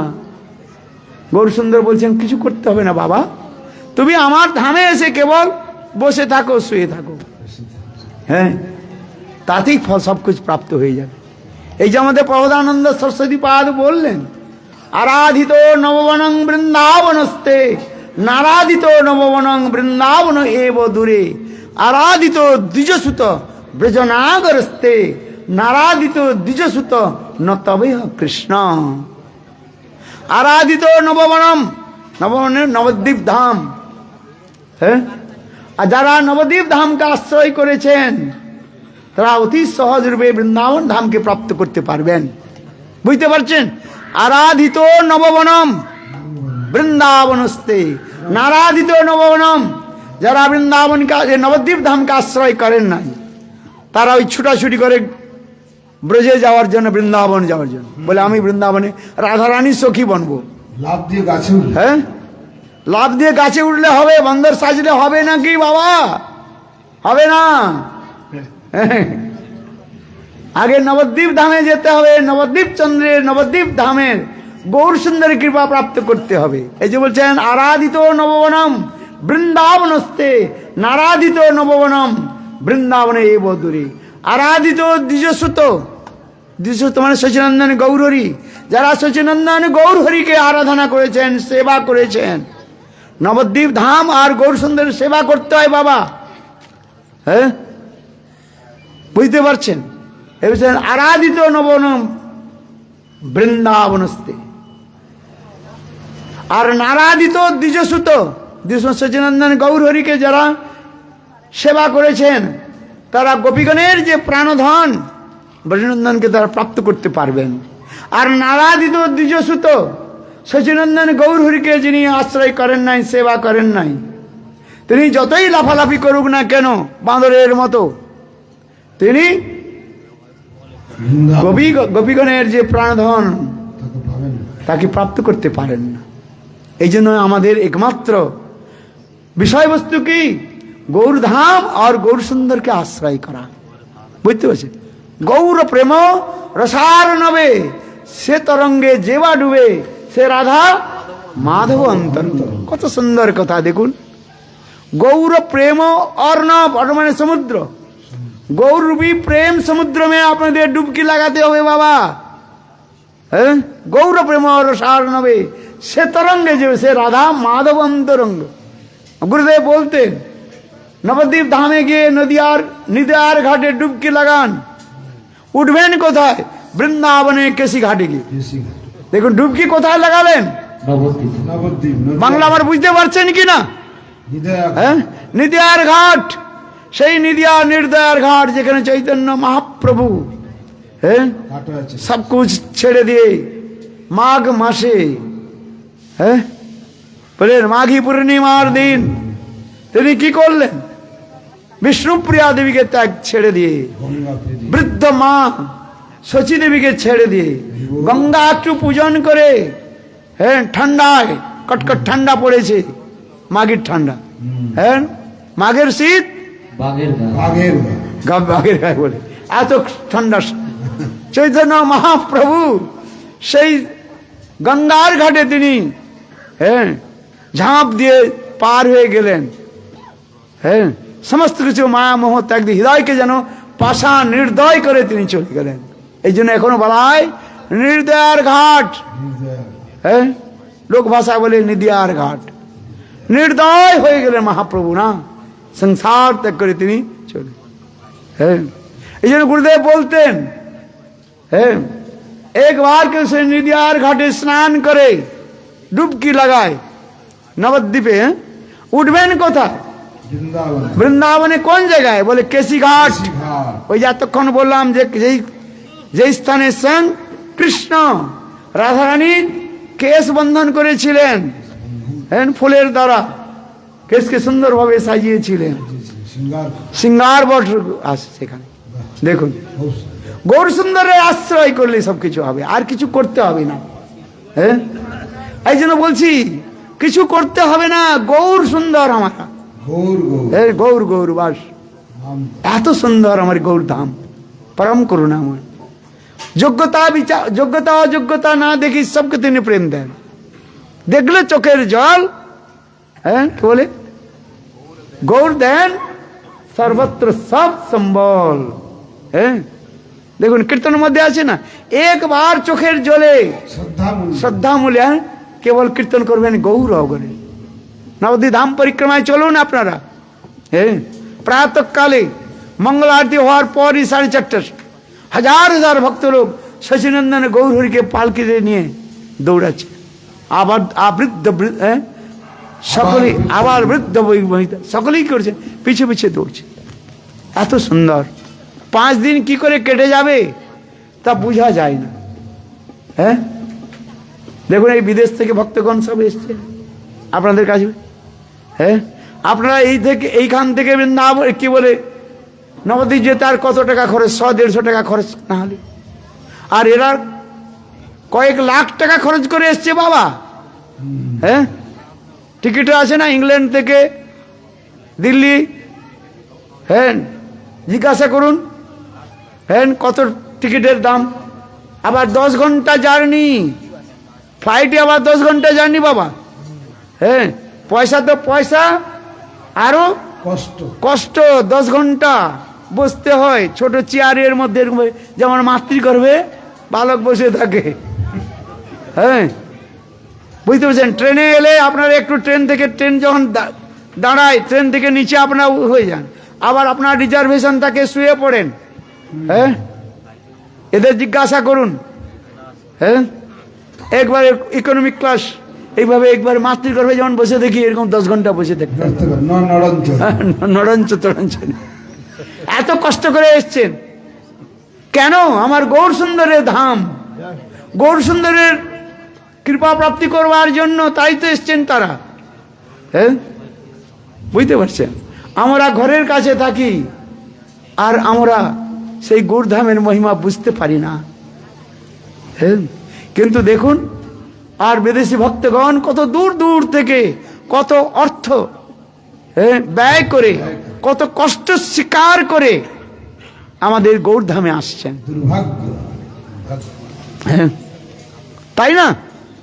এই জন্য আমি তো এদের প্রণাম করি, ওহো কত এরা সৌভাগ্যবান। হ্যাঁ এই জন্য তো বললেন কৃষ্ণদাস কবিরাজ বললেন, ভারত ভূমিতে জন্ম হইল যার, জন্ম সার্থক করি কর পুরো উপকার। ভারতবর্ষে আমাদের জন্ম হয়েছে, হ্যাঁ কিন্তু বুঝতে পারলাম না গৌর সুন্দরীর মহিমা, এটি হচ্ছে দুর্ভাগ্য। আর এরা ভারতবর্ষ থেকে হাজার হাজার মাইল দূরে, 7 সমুদ্র 13 নদীর পার, আর সেইখান থেকে তারা এসছেন আমাদের গৌর ধামের পরিক্রমা করার জন্য। আমাদের বড় মহাপ্রভু এখানে এসেছে। আবার এই দেখুন আপনাদের বাড়িতে আমাদের বিশ্বনাথ প্রভু, এত বিশাল বিশাল মহাপ্রভু, মহাপ্রভু এখানে স্থাপিত করেছেন। জয় হে। হ্যাঁ এই ছবিটা, এই যে এইটা হচ্ছে কি, সারা বিশ্বের মধ্যে চলে গিয়েছে। লোকে আমাকে জিজ্ঞাসা করেন এত বড় মহাপ্রভু কোথায়, হ্যাঁ তখন তাদের কাছে বর্ণন করি, বলে ক্যানিং সুন্দরবন, ক্যানিং সুন্দরবন, হ্যাঁ অধিকারীর বাড়ি। হ্যাঁ বিশ্বনাথ প্রভু অধিকার। হ্যাঁ দেখুন তিনি ভাগবত করাচ্ছেন আবার, হ্যাঁ তিনি প্রতি বছর করেন নাকি, এই বছর প্রথম ভাগবত করে যাই, হ্যাঁ নাম সংকীর্তন, হ্যাঁ অ্যানুয়াল প্রোগ্রাম। দেখুন আবার এখানে কীর্তন মহিমা, নগর সংকীর্তন কালকে হলো কি হলো না, হ্যাঁ আবার কালকেরও কি হ্যাঁ আবার কালকে হচ্ছে, কিন্তু দুর্ভাগ্যবশত আমাদের আবার অন্য জায়গায় চলে যেতে হবে। হ্যাঁ রমতা যোগী বেহতা পানি, সাধু তো এই রমতা যোগী রমতা যোগী বেহতা বেহতা পানি। পানি, বুঝতে পারছেন হিন্দি? বলে সাধু চলতে চলতে যেখানে আসে ওখানে বসে যায়, আবার চলনা শুরু করে। ঠিক তদ্রূপ জল নিচে থেকে, উপর থেকে জল নিচে নিচে আসে, যখন বাঁধ হয়ে যায় সেখানে থেমে যায়, আবার বাঁধটা যখন খুলে দেয় বা ভেঙে যায় আবার জল চলতে শুরু করে। চলতে থাকে। এই জন্য হিন্দিতে বলে সাধুগুণ কেমন, রমতা যোগী বেহতা পানি। বেহতা পানি। रुकता হ্যাঁ, नहीं है। তাই। হ্যাঁ। এমন সুন্দর শ্রীমদ্ ভাগবত কথা আপনারা শ্রবণ করছেন, আপনারাও কম নয়, আপনারা সৌভাগ্যবান। যিনি ভাগবত আয়োজন করেছেন তিনিও সৌভাগ্যবান, অর্থ তো সকলের আছে, হ্যাঁ, অর্থ কারুর নাই, কম বেশি সকলের আছে কি না? আছে আছে। ধন সম্পত্তি সকল দিয়েছেন, ভগবান দিয়েছেন, যে যেমন কর্ম করেছেন সেই অর্থ সকলের কাছে। যে বলতে পারেন যে আমার কাছে নাই, আছে সকলের কাছে কম বেশি, বাড়ান্ত হ্যাঁ, নাই বলতে। কিন্তু সেই অর্থকে ভগবত সেবা লাগানো, এটা হচ্ছে মহানের অনুভব। মহানুভব যারা সেই অর্থকে ভগবানের সেবাতে লাগায়, হ্যাঁ, মাতা পিতা ভাই বন্ধু স্ত্রী পুত্র পরিবারে লাগবেন, সময় এলে কেউ কারো নয়, সব টাটা বাই বাই করে চলে যাবে, হ্যাঁ, যাবে কি যাবে না? হ্যাঁ, ধন সম্পত্তি যা কিছু রয়েছেন সব পড়ে থাকবে, রইল তোর সেই সাধের ঘর বাড়ি।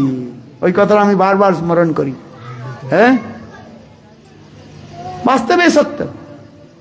কিন্তু এই ধনটাকে যদি, অর্থটাকে যদি গুরু বৈষ্ণব আর ভগবত সেবাতে লাগাই, তাহলে আমার সেইটাই হচ্ছে আমাদের পুণ্যের ফল, সেইটাই হচ্ছে আমাদের পাথেয়। পাথেয় বুঝেন তো? হ্যাঁ, পথের চলার যে খরচ, গোবিন্দের স্থানে যাওয়ার একটা খরচ হয়, সেটা কি হলো? এই অর্থটাকে আমরা যেখানে গুরু বৈষ্ণবের সেবাতে লাগালাম, হ্যাঁ। এই জন্য বিশ্বনাথ প্রভুর চরণে আমিও বারবার নিবেদন করি, ও তিনি কত সৌভাগ্যবান, হ্যাঁ, তিনি তাঁর এই ধন সম্পত্তিকে তিনি এত সুন্দর মন্দির তৈরি করেছেন, দেখুন কত সুন্দর, হ্যাঁ, বিশাল চৈতন্য মহাপ্রভুর বিগ্রহতে তিনি প্রকাশ করেছেন, আবার এত বৈষ্ণবগণে তিনি সেবা করছেন, হ্যাঁ, সকলেই তো জীব মাত্রই বৈষ্ণব। এই গলির নাম হ্যাঁ? মহাপ্রভু তলা। আবার বলছেন এই গলির নাম মহাপ্রভুর তলা, হ্যাঁ। এই জন্য বিশ্বনাথ প্রভু, তার পরিবার, তার ভাই তারক প্রভু সবকে সবকে তারণ করে দিচ্ছেন, হ্যাঁ, সত্যি সত্যি। কেন এই ভাগবতের কথা কেউ যদি কীর্তন করে, শ্রবণ করে, তিনি সংসার থেকে মুক্ত হয়ে যায়, হ্যাঁ, কেউ সামান্য নয়। রাধারানী নিজেই বলছেন, তব কথাম মৃতম তপ্ত জীবনম কবি বিরীড়িতম কলমসাপম শ্রবণং মঙ্গলম শ্রীমদাততম ভুবি গৃহন্তি তে ভূরিদা জন। এই ভূরিদা, শ্রেষ্ঠ দাতা কে? যিনি ভাগবত কথা শ্রবণ করেন, হ্যাঁ। কেবল একটা ভাগবত করলে সবকিছু প্রাপ্ত হয়ে যায়, হ্যাঁ। কথা তো অনেক ভাগবতের মধ্যে রয়েছে। নৃক মহারাজ, হ্যাঁ, তিনি এত বিশাল রাজা, এত ধন সম্পত্তি ছিল, তিনি কত গোদান করেছেন, ভাগবতের মধ্যে পড়ে দেখবেন আছে, হ্যাঁ। আকাশের তারাকে যদি গণা যায়, গণা তো যায় না, তথাপি যদি কেউ বলে আমি আকাশের তারাকে, হ্যাঁ, গুনে নেব, বলে ওর চেয়ে অধিক তিনি এত গোদান করেছেন। আবার গোদান, সেই সকল গরুগুলো বাছুরগুলো কি রূপ ছিল? বিশাল বিশাল দুধ দিত, হ্যাঁ। আবার সেই গরুর সিংটাকে, হ্যাঁ, সোনা দিয়ে মারিয়ে দিয়েছেন, হ্যাঁ। আবার গরুর পিঠের উপর সোনার চাদর ঢেলে দিয়েছেন, হ্যাঁ। এইভাবে হাজারো ব্রাহ্মণকে তিনি দান করে, যত ব্রাহ্মণ এসেছেন গোদান করেছেন। কোন ব্রাহ্মণ বলে, মহারাজ আমাকে 10,000 গায়ে দান করুন, যাও লিখে দিলেন, যাও গোশালা থেকে 10,000 গায়ে গরু, হ্যাঁ, গরু আর গোবৎস বছরা, হ্যাঁ, দিয়ে দিলেন। কোন সময় একজন ব্রাহ্মণ এলেন, তাকে 10,000 গায়ে দান করেছেন। আবার একজন ব্রাহ্মণ এসছেন, বলে মহারাজ আমাকে 10,000। কিন্তু প্রথম যে ব্রাহ্মণ যিনি গায়ের দান নিয়েছিলেন, তার একটা বাছুর ও দ্বিতীয় ব্রাহ্মণের গরুর দলের মধ্যে চলে গিয়েছে। কিন্তু ওই ব্রাহ্মণটা, প্রথম ব্রাহ্মণটা চিনতে পেরে গিয়েছে, আরে এই বাছুরটা তো আমাকে রাজা দান করেছিল। ওই ব্রাহ্মণের সঙ্গে ঝগড়া করতে, দ্বিতীয় ব্রাহ্মণের সঙ্গে ঝগড়া করতে শুরু করলো, হ্যাঁ। দ্বিতীয় ব্রাহ্মণ বললেন যে না না, রাজা আমাকে এই বাছুরটা দান করেছে। দুইজন ব্রাহ্মণ ঝগড়া শুরু করে, এটা বলেছে আমার, ওটা বলেছে আমার। দুই নিয়ে নৃক মহারাজের কাছে এলেন, বিচার, রাজা আপনি বিচার দিন, আপনি তো গায়ে এটা দান করেছেন, আবার দান দেওয়া বস্তু আবার কিভাবে অপরকে দান করতে পারেন? নৃক মহারাজ বিচার করেছেন, তা তো ঠিক, হ্যাঁ। তখন বললেন, দ্বিতীয় ব্রাহ্মণকে বললেন, দেখো তোমাকে আমি 10,000 আরো গাই গরু দান করছি, কেবল এই গাইটা, এই বছরটাকে প্রথম ব্রাহ্মণকে দিয়ে দাও। দ্বিতীয় ব্রাহ্মণ বলে, না, এই আমাকে দান করেছেন, আমি দিবই না। আবার নৃগ মহারাজ প্রথম ব্রাহ্মণকে বললেন, ঠিক আছে, ওই গরুটা চলে গিয়েছে, বাছুরটা চলে গেছে, তোমাকে আমি আবার 10,000 গায়ে দান করছি, হ্যাঁ, ওই বাছুরটাকে দ্বিতীয় ব্রাহ্মণকে দিয়ে দাও। কিন্তু দুইজন ব্রাহ্মণ এমন নিজের বচনের প্রতি, হ্যাঁ, বলে, না, এটা আমাকে দান করেছে। হ্যাঁ, মহারাজ নৃগ মহারাজ কোনো নির্ণয় দিতে পারলেন না। তখন ওই ব্রাহ্মণ রাজাকে অভিশাপ দিলেন। দেখুন, গোদানের ফল, বাহ, হ্যাঁ, দান দিলেন, আর সেই ব্রাহ্মণ রাজাকে কি দিলেন? অভিশাপ দিল যে তুমি গিরগিটি, গিরগিটি বুঝেন তো, হ্যাঁ, রং বদলায় সূর্যের আলোতে, কখনো লাল, নীল, পিলা, কালো হয়ে। দান দিয়ে তুমি দান নেবে, বলে যাও তুমি হচ্ছে গিরগিটি হয়ে জন্মগ্রহণ করো। দেখো, দান দেওয়ার এইটাই ফল, ক্ষমা করবেন। হ্যাঁ, হ্যাঁ, দেখুন, গিরগিটি হয়ে জন্মগ্রহণ করলো। এই দ্বারকাপুরীর মধ্যে কথা রয়েছে, একদিন কৃষ্ণের পুত্র পৌত্রগণ খেলাধুলা করছেন, তাদের কোনো একটা খেলার বস্তু, মানে বল অথবা ওই কুয়ার মধ্যে পড়ে গিয়েছে। তখন তারা ঝুঁকে দেখছে বলটা কোথায়। প্রসাদ নিয়ে যান, প্রসাদ নিয়ে যান, কথা সমাপ্ত। না নিয়ে যাবেন না। হ্যাঁ, তখন কৃষ্ণ এলেন, কৃষ্ণ কেবল পায়ের বুড়ো আঙুলিটা দিয়ে ওইটাকে বাহিরে আনলেন। বিশাল শরীর গিরগিট, হ্যাঁ, দেখুন। আর কৃষ্ণের চরণ স্পর্শ পাওয়ার সঙ্গে সঙ্গে সেই গিরগিটটা শরীর ছেড়ে দিল, দিয়ে দিব্য শরীর ধারণ করে ভগবানকে পরিক্রমা করতে। ভগবান তখন জানেন সব কিছু। ভগবান জিজ্ঞাসা করছেন, তুমি গিরগিটি হয়ে কি করে জন্মগ্রহণ করলে? তখন সেই তার নিজের ইতিহাস বলল। মহারাজ বললেন, প্রভু, আমি পূর্ব জন্মে এই গোদান করেছিলাম, তার ফলে এই ব্রাহ্মণ অভিশাপ। হ্যাঁ, তাহলে আর আপনার দর্শন কি করে পেলাম? সেইবার বলল যে দেখো, কোনো এক সময় কোনো বৈষ্ণব, টিকার মধ্যে রয়েছে, কোনো এক সময় কোনো বৈষ্ণব দ্বারদেশে ছিলেন, তাকে কেবল একটা ভাগবত দান করেছিলাম। কি দান করেছিলাম? ভাগবত দান করেছিলাম, শ্রীমদ ভাগবত দান করেছিলাম। হ্যাঁ, সেই শ্রীমদ ভাগবতের দান ফলস্বরূপ আপনার দিব্য মূর্তি দর্শন। কৃষ্ণ দেখুন, হ্যাঁ, এই জন্য যারা ভাগবত কথা বলেন তাদের মতো মহাদানী আর কেউ নাই। তাই গৌর প্রেমা ভাগবত কথামৃত কি, বলে ব্যাসজি মহারাজ কি জয়, ভক্ত বৃন্দ কি, গৌর প্রেমানন্দে হরি হরি। উলুধ্বনি উলুধ্বনি করো। হ্যাঁ, এটা কীর্তন করো, কীর্তন সমাপ্ত হয়ে যাচ্ছে। হরে কৃষ্ণ। আজকের সমাপ্তি কীর্তন করুন। রাধা রানী সরকার কি, मेरा मन पंछी बोले बने जाओ, ब्रज की लता पता में राधे राधे गाओ। मेरा मन पंछी बोले वृंदावन जाओ, ब्रज की लता पता में राधे राधे गाओ। ब्रज की लता पता में राधे राधे गाओ। मेरा मन पंछी बोले वृंदावन जाओ, ब्रज की लता पता में राधे राधे गाओ।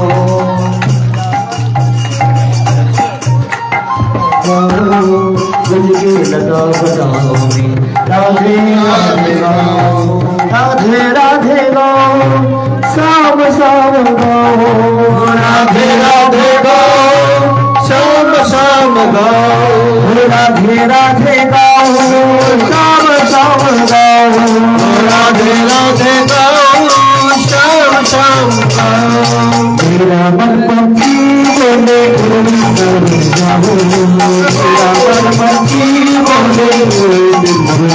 ब्रज की लता बताओगे, राधे राधे गाओ, ब्रज की लता बताओगे, राधे राधे गाओ, राधे राधे गाओ, श्याम श्याम गाओ, राधे राधे गाओ, श्याम श्याम गाओ, हरे राधे राधे गाओ, श्याम श्याम गाओ, राधे राधे गाओ, श्याम श्याम गाओ। वृंदावन की महिमा जानी कोई न जाने, वृंदावन की